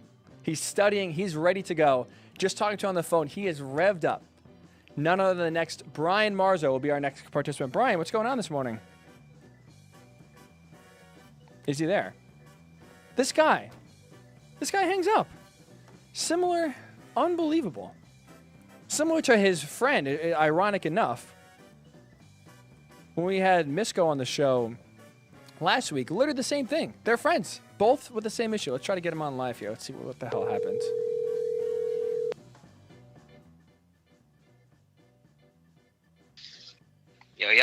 Yo, Marzo, what happened, man? What do you mean? We tossed to you. We're ready to go. All of a sudden, I had this nice introduction. You're the most confident man we've had. You're texting me this morning saying, you canceled your morning plans. You're studying all these headlines. I'm like, oh, here he is, the great Brian Marzo. Crickets. Like, what the hell? I don't know, man. Well, we're going to blame technology. I didn't realize. I thought you were supposed to hang up. I thought you were calling it from a different line, man. I guess I wasn't too confident overall. Oh, I apologize. No, we have a very makeshift phone system here where I plug my phone in. So my phone really is the hotline if you want to reach a show. So I apologize for that miscommunication. But I thought you got cold feet for a second. You're talking a big game. And I thought you got cold feet, but I'm glad that's not the case. No. That's never going to be the case. I think the record is 4 for 5. I'm coming in looking for the fiver. I feel good, man. Like I said before, 2020 in the apocalypse, there's really no difference. So let's get ready to rock and roll. That you had a very inspirational speech. You say you wake up every morning embracing it's going to be the worst day you ever had, and when your head hits the pillow, you realize it's not that bad. That's a hell of a way to think during this time. This is something I've been brought up with ever since I was a little kid, so you can imagine how bleak the Marzo household can be with that train of thought. But look, we're in weird times before, and like I said, the stock market's bad right now, but the way I look at that, just more room for opportunity. So who knows? This could be a question today. No stock market questions today, but I should have put that in. It's the perfect time to buy. You are funny. Are you ready to roll for number one? Let's do it, man. All right. A Myanmar court has sentenced a man to 21 months in jail after he insulted Buddhist monks on Facebook over a proposal to teach sex education in public schools. Is that real? Is a man actually in jail because he insulted Buddhist monks on Facebook, or is that apocalypse? I think that could be almost like semi-ironic. I don't know if Buddhist monks utilize Facebook. That would probably be my first question of whether or not that's true. But, I'm going to say I think it is accurate. I think it is actually happening in 2020 because, the public school system, they're going to have problems with sex ed regardless of what year it is. So 2020 is your final answer? Yes. You would be correct, sir. That is a real headline. That's a real thing. The city of Mandalay outlawed insulting religion, and because this man derided the monks who were opposed to the sex education proposal on Facebook, I guess the government must be monitoring Facebook, saw these comments, and arrested him. So now he's in 21 months in jail. Well, I feel like, maybe because we're in, free speech in this country, you think no way someone's going to write some stuff on Facebook and get almost 2 years in jail. I mean, you go on Facebook, you see some nasty stuff. You see some stuff way worse than just insulting some monks over maybe, whether to teach sex ed or not. But no one goes to jail. So I would have a tough time. If I heard that, I think I would probably say apocalypse, to be honest, because there's no way anyone would go to jail over Facebook. But you know what? It's real. Here we are. 2020, baby. 2020. If you go to Mandalay, do not insult those monks, man, or you will be in jail for a while. Look at that. You're 1 for 1. You're cruising. You ready for number 2? Let's rock. A new study from Harvard recommends that couples wear a mask while having sex to prevent the spread of COVID-19. 2020 or apocalypse? I pray it's the apocalypse. I gotta, Harvard, I would consider them to be just a tier below Delaware, but they know their things. So I'm going to say that I'll go with that. It's apocalypse. That can't be real. You know what they do say? They do say Harvard is the Delaware of the Northeast. Honestly, I think that's what they do say. I've never met anyone from Harvard. They don't really run in the same circle as me, but I can't imagine that anyone's wearing an N95 mask while having intercourse. So, well, maybe it is Harvard. So like I said, they're a tier below Delaware, but this study is true, and this is a real recommendation. This is 2020. Couples wear masks. I am dead serious. Dead serious. They recommend if you're having intercourse with your partner who does not quarantine with you, wear a mask. Wear an N95 mask. And the best part is that this is a real story. You ready for this? The trick question. I feel like it's from The Office. It said, very risky to have sex with someone you aren't quarantining with. What is the safest way to do so? Sorry, oh my God. I'm asking you. Sorry, I apologize. It's not part. It's not part of the. This is not part of the 22 Apocalypse game. But this is a question within the question. They do recommend the safest way of having intercourse with someone you aren't quarantining with. What is the safest way to do so? I'm gonna have to. I gotta pass, man. I don't know if there's a right way to answer that question. Well, okay, fair.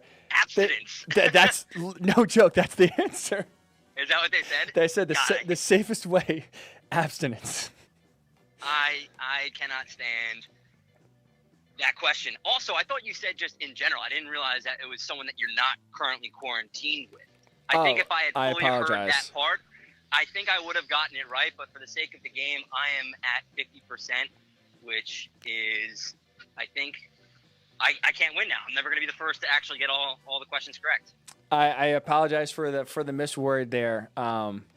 Maybe we do have an extra question. Maybe if you get 4 to 5, maybe we'll let you go with perfect, because you're right. You can still get first place, but so far at least no one has got a perfect score. But I'm not losing. I'm not losing to Drew, Lauren, and Maldi. I refuse to. Well, Maldi you already tied with. You should be good, and so we'll see. We're ready for number 3. Let's see if we can get you there to work your way up to get to Lauren. You ready for number 3?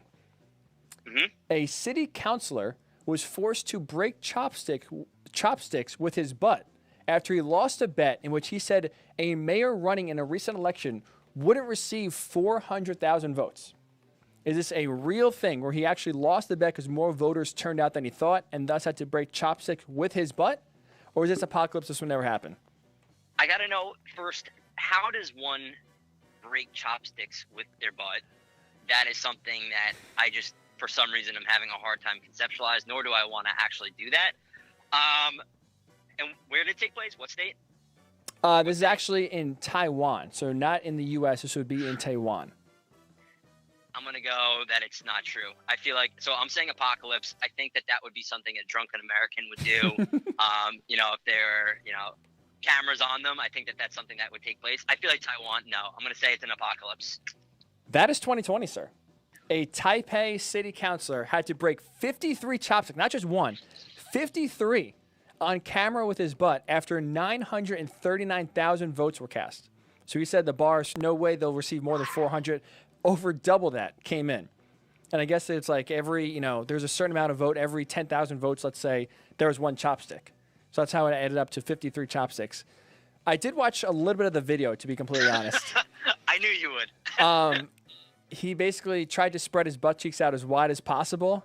And I don't know if the chopsticks were regulation. Maybe they were a little bit shorter. Maybe they were chopped in half. And then he would basically just clench his butt cheeks as hard as possible and break them. It did not look comfortable. It did not look fun. But this is a real story. You can Google it. If I were to wake up, I might. I think I have to now at this point. But if I were to tell you when I woke up this morning that I would be talking about someone breaking chopsticks with their butt, I would have said that that's just BS. It would have never happened, but here we are, 2020. 2020, man. Great. All right, man. 1 for 3. You sprinkle in a pandemic. You sprinkle in basically everything that could possibly go wrong in 2020, and that's how you land with city councilors breaking chopsticks on video with their butts. This would be the year, though, the Knicks win, too, though. Watch. I bet. Somehow the Knicks will end up winning the actual NBA championship through 2020. Just the only way it can happen. Everything's upside down. What's black is white. What is up is down. It's been a wild year for sure. Speaking of which, we'll continue the weirdness. Ready for number 4? This one is your neck of the woods right here. Oh, boy. Let's go. Crime in New York City is down through the first 4 months of 2020 compared to 2019. So we're not going to count the protests. So just January through April, crime is down through the first 4 months of 2020 compared to that same time period in 2019. So it could be broken up into 2 different questions. Are we talking about misdemeanor or are we talking about felony? But for the sake of crime, let's just say overall crime. We'll lump it into one. Holy cow. Overall crime. Let's say, man, there's different ways to classify crime, though, and what's probably, I'm going to say that it is. Let's go. We're not talking about petty crime, so we're going to talk about real crime. It's the apocalypse. I can't imagine that there's more crime this year than there was last year. All right, hold on. So let me just rephrase the question before you get your real answer. So I'm saying the question is, crime in New York City is down through the first 4 months of 2020 compared to 2019. Oh, I'm going to say that is true. That is trick question, though. False. Yeah, there it is. Crime is actually up 2.6%. Burglaries and carjackings were the two ones on the rise compared to last year. I get your thinking. I mean, you would think everyone's at home. Really, what is there to break into if everyone's at home? But I guess you're right. I guess cars and burgers or stores, or people aren't there. They're going to try to break in.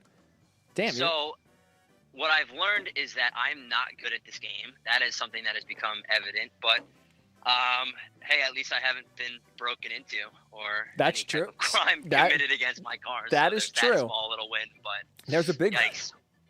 1 for 4. 1 for 4 so far, although I'll give number 2 is a little of an asterisk. I do have an extra question that I kind of put in last, so maybe we'll give you a break here and try to let you go one more, because I didn't mean to. I don't try to trick.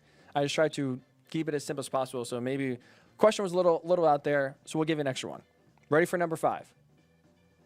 Yep. In California, tanning beds are considered essential businesses, and local leaders are encouraging the use of the salons over sunbathing at the beaches to limit the number of people at the beach. 2020 or apocalypse? 2020. That is not true. That is thankfully the apocalypse. Tanning salons are not considered essential businesses. And despite the beaches being closed for sunbathers, they are not encouraging the use of going to a tanning salon. So that is not real. I'm sorry about that. No, it's okay. I mean, you wouldn't catch me at either one. You know that about me. Yes. I think if I were to spend more than 30 seconds in a tanning bed, I would officially just need to be rushed to the emergency room. But I think it's probably good that tanning beds are not considered essential business. But all right, 1 for 5. We are officially on the bottom of the totem pole, where I deserve to be. I do have a 6th question here. I want to throw out, because number 2, again, I feel is a little misleading. You said you would answer differently if I included a specific in there, which I did not. So we'll revoke number 2. You ready for the bonus number 6 here? And you were also the only person who ever got a bonus question, by the way. All right, losers round. Here it is. Feel special. A Miami plastic surgeon is offering drive-through Botox for quarantine residents in his garage. 2020 or apocalypse? I really hope that is the apocalypse. I really hope. I'm going 2020. I think someone's doing it. There's a business model there. That is a business model. That is one you crushed. It is 2020.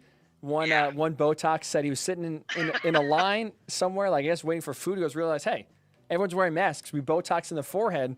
Boom. Started the business, and now he runs it out of his garage. So if you're in Florida, good news. You need those Botox treatments. I don't know how long. Do you know how long you have to go? How long does it last for? A few months?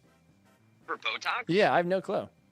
It's definitely not one of those one and done sort of things. You can see I don't know much about these kind of things based off of my 1 for 5 answers. So what were you studying today? What's that? So what were you studying today? I wasn't studying anything. I had a call at this point. I got a call in 5 minutes. Oh, well, you said you were studying this morning. You're getting ready to go. Oh, I was studying the newspapers, man. I was reading up quickly. Flipped through a couple headlines. None of them was actually asked from anything here in New York. I should have taken out my Taiwan reporter, but next time. All right. Well, I try not to do anything recent because I feel like it's almost too easy. So these are all over the place. But Marzo, 2 out of 5. You tied Drew. You talked a big game. We appreciate the confidence. We love the confidence, but we appreciate you playing, man. Go crush your call. Thanks for playing. All right. Thanks, Hick. Good work. And yes, I'm happy at least that I tied Drew and that I didn't lose to Drew. The short guys stick together, right? The short guys stick together. That is a great way to end right there. We appreciate Marzo playing. 2 out of 5. So Lauren, who's in first place, Sarah, who's in first place, and oh man, I apologize. I'm blanking. Someone else is in first place. I apologize. Jeez. Hopefully they're not listening. They are in first place. Mike, Nick, and then my other friend Mike are also in second place. 3 out of 5. So currently 6 people in the money so far. Facebook is not happy. I just want to clarify one thing here. Nick writes in, he's recycling questions. Use that on me too. I got it right. You're damn right I'm recycling questions. Now, I'm not recycling actual 2020 questions. I will admit I'm recycling apocalypse questions because it's a lot harder to make up headlines that sound real than you think. So to be honest, I'm not going to lie. I was exhausted last night, very tired, and I was like, oh, man, my brain was not working. I got to think of some things. I don't want to make it too easy to where I'm just like, oh, frogs now are real people. I couldn't think of anything creative on the spot. So I'm not going to lie. I went back to old shows. I saw some apocalypse, and I took 2 of the fake ones. The last 2 questions were recycled. Both fake. I would never recycle real questions, but Nick did catch me on recycling questions. So if you're listening, just think, if you're listening and you want to play, you have an advantage the longer you listen. If you're listening intently, because then you can hear some of these questions, hear the answer, get the right answer, and then go from there and get the answer. So Marzo, we appreciate him coming on. 2 out of 5. We'll cancel number 2. I apologize. I didn't mean to be too tricky there. Sorry for giving 2 out of 5. He does tie his friend Drew for second to last place, as Colleen and Maldi are still dead last at 1 each. Cody writes in, when can he get on? He's coming for the crown. Cody, we'll have Cody on Monday. Mr. NFL himself, if he wants to play. A 5 out of 5. Still out there. A perfect score still out there would vault you into first place, automatically put you in the money. And we've yet to have a perfect score so far, which I hope means that I've been doing a good job at picking questions and trying to make them believable or not. But we appreciate Marzo playing. It was a lot of fun. I said, as you could hear, a lot of confidence. Canceled this morning to study, and that did not do much. But we love his enthusiasm, love his confidence. We do appreciate coming on. It was a lot of fun. We appreciate Marzo for joining in.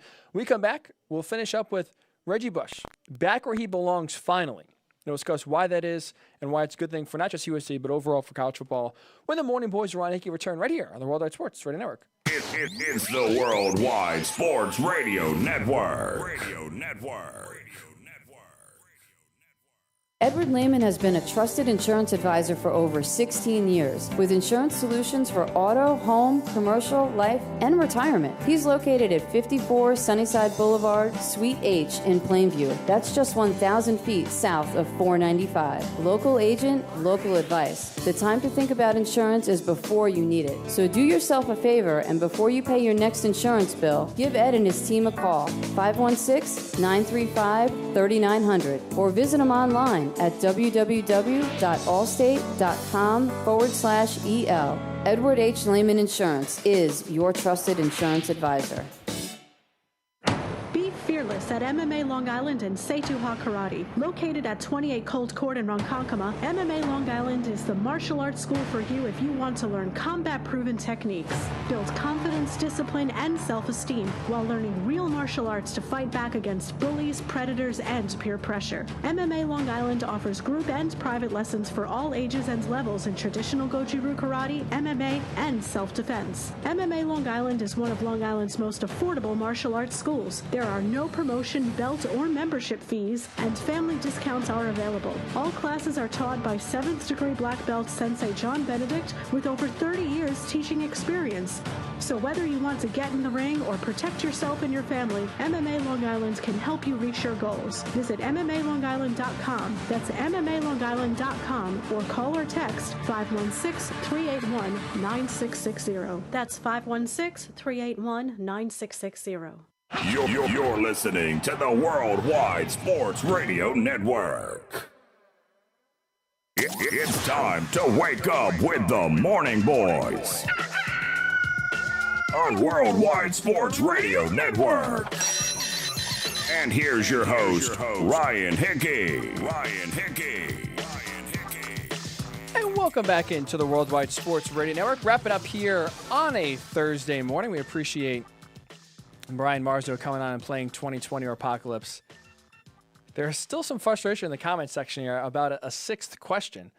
Again, my goal is never to trick. My goal is only to give headlines that sound real that are fake and sound fake that are real. There's no deception. There's no trying tricky word where, oh, I didn't say this one word, so that's why you get it wrong. So there's a controversy here that is brewing that one of the questions I asked that Marzo said, oh, if I heard that word, if I knew that this was part of the study, I would have answered differently. So I felt that I didn't mean to, trick him. I didn't mean to withhold information on purpose. So I gave him an extra question. And whether it's Colleen, whether it's Lauren, they're not happy that Marzo got a sixth and pity question that he did get right. It was not a pity question. I happened to find something else I thought was funny and threw it on in there at the end, not knowing that he would get tricked up and try to give him an extra question. People are ruthless, I'm telling you. I'm trying to be a nice guy here. This is a fun show. And figures that the girl at the top of the standings, who was going to be unaffected by Marzo, whether he got it right or wrong anyway, is upset.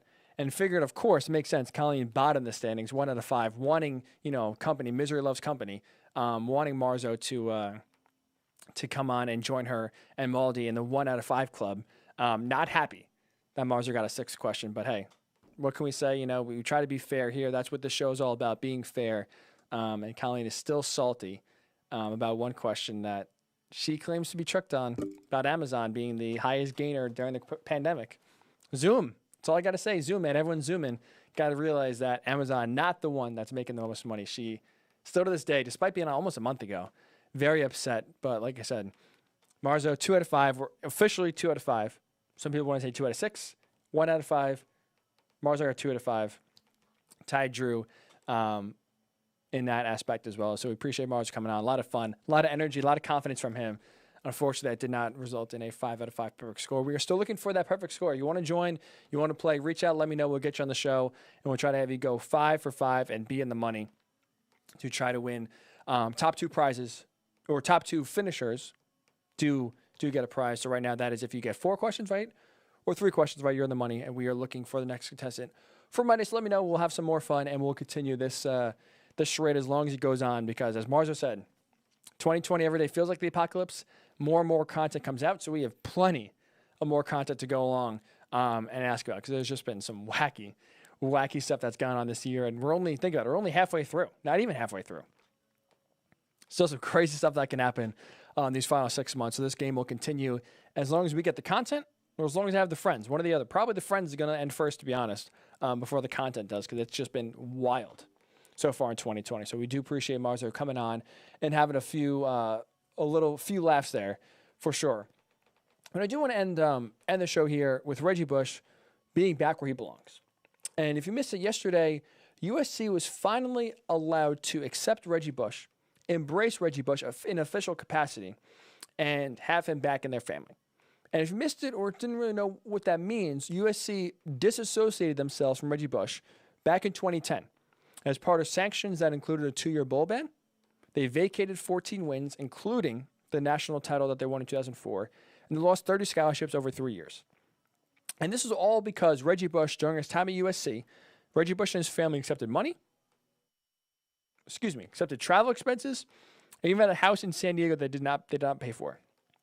So, Reggie Bush and his family got money because he was the best college player I've ever seen, the best college player maybe ever. And his family got, some kickbacks, got some money from some folks. And because the NCAA cracked down, again, vacated victories, took away the national title, gave USC a 2-year bowl ban. Reggie Bush actually gave his Heisman Trophy back to the Heisman Trophy Trust. And USC was forced to disassociate themselves, basically saying, we cut ourselves off from Reggie Bush. We can't acknowledge that he was on the team. We can't have his Heisman Trophy here. If we put his stats in a media guide or reference his stats, we have to put an asterisk next to him. His jersey is not allowed to be retired. And finally, this happened in 2010. It happened on June 10th, 2010 to be exact. The NCAA back in 2017 put a new rule in basically saying, if you are disassociated, if you have a player that whatever broke the rules, that ban for disassociation can only be 10 years. After 10 years, you're allowed to do whatever you want. If USC didn't want to be associated with Reggie Bush, they didn't have to be. They could have just kept that ban on infinitely and just not bring it back. But the NCAA was allowing USC to bring Reggie Bush back if they wanted. And USC did not waste any time. They brought Reggie Bush back, and now Reggie Bush can finally, hopefully, get his Heisman Trophy back. We can finally, at least official capacity, acknowledge all the accomplishments, all the talent that Reggie Bush had. And again, finally put him in that great lore of those great USC teams, finally put him back in the mix in official capacity, have him go to campus, have USC use Reggie Bush as a recruiting tool, saying, hey, look, Reggie Bush, look at what we did with him. You could be the next guy to do that. They weren't even allowed to do that. And it brings me back to one of the dumbest, one of the worst punishments the NCAA has. And if you're a Seinfeld fan, you'll get this reference. But if you listen to the show or if you know me and my stance on the NCAA, I have a lot of problems with the NCAA. If this was Festivus, I would take hours to express my grievances and tell you how many issues I have with the NCAA, how they police, whether it's student athletes not looking out for their best intentions, withholding pay, basically doing whatever they can to take as much money away from student athletes and put it in their own pockets as possible. I have a ton of problems with the NCAA. On top of all of that, one of the dumbest punishments they have, because they do a lot of dumb things, they do a lot of illogical things, they do a lot of things that drive you crazy, that make zero sense. One of the worst things that they do, though, on top of everything, is this idea that they have that vacating wins, vacating national titles, vacating Heisman trophies actually has some sort of impact. Like all of a sudden now, they vacated 14 wins, including the 2004 national championship the USC won, because Reggie Bush accepted money. He didn't take performance-enhancing drugs.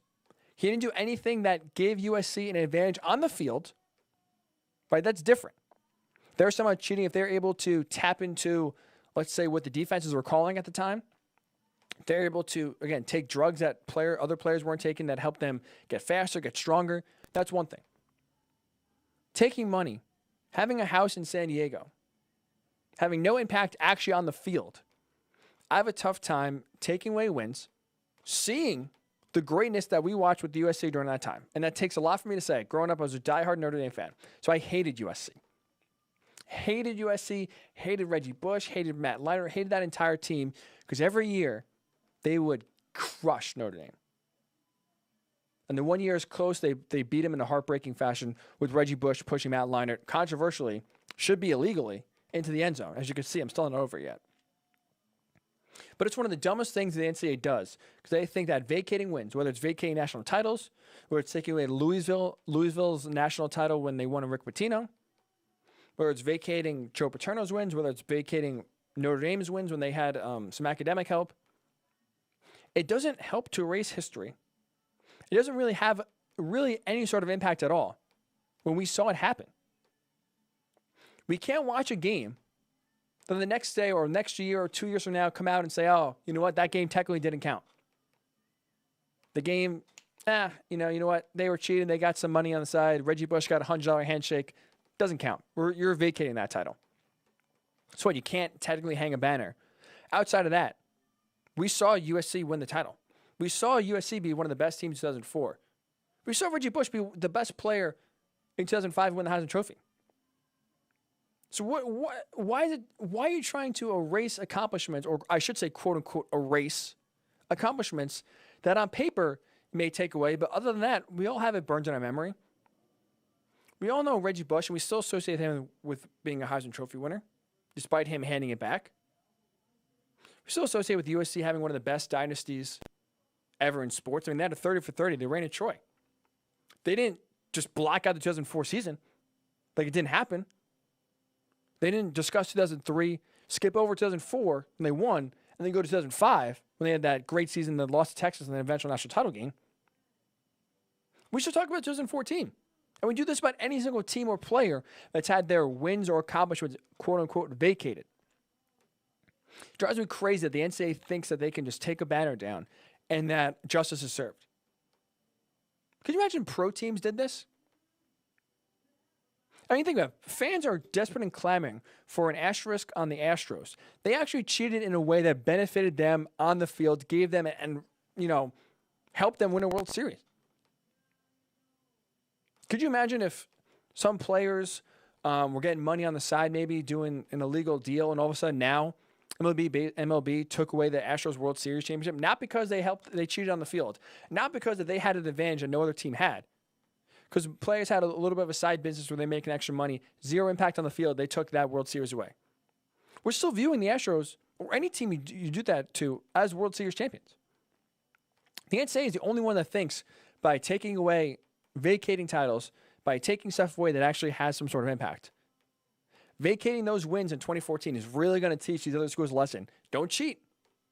Don't you dare cheat, because we find you, guess what? Those wins you had 2 years ago, 5 years ago, 10 years ago, 15 years ago, we're taking them away. Despite all of us watching it happen, despite if the coaches there are still knowing he won a national title, the rings aren't taken, you don't get the rings back. So it doesn't do much.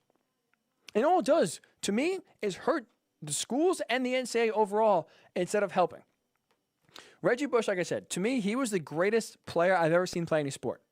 25 years old, seen a lot of greats, any sport you want to, I was a big Peyton Manning fan. Tom Brady's still playing. We've all seen greatness in any sport you want to pick, right? LeBron James is playing right now. I was too young to watch Michael Jordan, but LeBron James right now is dominating basketball. Reggie Bush did his ability to just be so much better, so much faster, so much more athletic than anyone else on the field, no matter who they played. Something we might not ever see again. So it's ridiculous that USC had to pretend like he didn't exist for 10 years. The NCAA had to basically pretend that he didn't exist for 10 years. Instead of marketing your sport built around Reggie Bush highlights, built around trying to get players to USC based on him, celebrating him, the NCAA had to just basically pretend that his career didn't exist. Reggie who? He never played college football. He never had one of the the best running backs ever with these dazzling highlight runs, insane juke moves, crazy speed, just Madden video game like jukes. That didn't happen. Yesterday, my time, like I said, was flooded with Reggie Bush highlights, whether it's punt returns, whether it's runs, whether it's passes that he catches out of the backfield, all for long gains, all for touchdowns. It was great to watch. It was so much fun to watch. Those kind of accomplishments, those kind of plays should be celebrated. Not taken away, not pretending it didn't happen, not vacated. Because the NCAA at the end of the day is only hurting themselves. When you can't market, when you can't celebrate one of the best players to ever play your sport, when you can't embrace a certain part of history, despite the greatness that happened, despite the greatness of the player, to me it only hurts the sport. So now at least it's nice that USC can bring Reggie Bush back into the fold. It's criminal that the first time Reggie Bush had to go back on a USC campus was last year as a member of Fox. That was the only reason why he was even allowed to be on campus. Because he was covering the game. USC was playing Utah on a Friday night. He was there covering the game with Fox's college football coverage, and they were doing the game, the pregame live and the postgame live from the Coliseum inside the stadium. He was cleared to go because he was part of the media. And one of the coolest moments in that game, one of the coolest moments in the season, as USC scored a touchdown right in the end zone where the Fox crew was, the running back runs right up to Reggie Bush, gives him a high five. You know why? Because he knows history. He knows the legacy of one of the greatest players to ever suit up for USC was right there. He was right there in front of him. Never allowed to be on campus, never allowed to be used as a marketing tool or a recruiting tool. Now he's standing right there. It's great for the game of college football. It's great for USC that Reggie Bush is back into the fold in an official capacity. Give him his Heisman Trophy back. Put it in USC's football locker room. It's good for not only UFC, it's good for college football. That a player of this caliber, player of this incredible, incredible skill can be remembered, be embraced again. Have USC retire his jersey. Let's bring those highlights back and make up for lost time that should have happened a long time ago. So it's good to see, again, the NCAA having these rules, and it's good to see USC can once again embrace Reggie Bush. It's good to see that college football can embrace Reggie Bush, because vacating doesn't do anything. We all know what happened, and now at least we can stop pretending that we didn't see something that actually happened in real life. It was awesome to see. So welcome back, Reggie Bush. You killed me when you just tore up Notre Dame every single year, but watch your highlights. Incredible. And welcome back, because you were one of the best to ever play the game and should be celebrated for that. So we appreciate Reggie Bush and USC getting back together. And it's nice to see, again, a college football legend get back in the fold. It only helps grow the sport for sure. So that's going to do it for this Thursday edition of the Morning Boys. Appreciate Brian Marzo for coming on and playing 2020 Apocalypse. Had a lot of fun. Appreciate all of you for listening and tuning in. Hope not only have a great rest of your week, have a great weekend. Enjoy it. Stay safe. Stay sane. Please continue to practice social distancing. Coronavirus is still out there, so please stay safe. We're slowly getting there. Phase 2 on Long Island is coming in. Phase 1 in New York City is there. Hopefully, wherever you are, you're slowly getting back to some sort of normality here as we crawl our way. Hopefully, to have some sort of normal summer for a longer time than not. So, again, we appreciate tuning in. Hopefully, you have a great, safe weekend. We'll talk to you on Monday right here on the Worldwide Sports Radio Network. It's the Worldwide Sports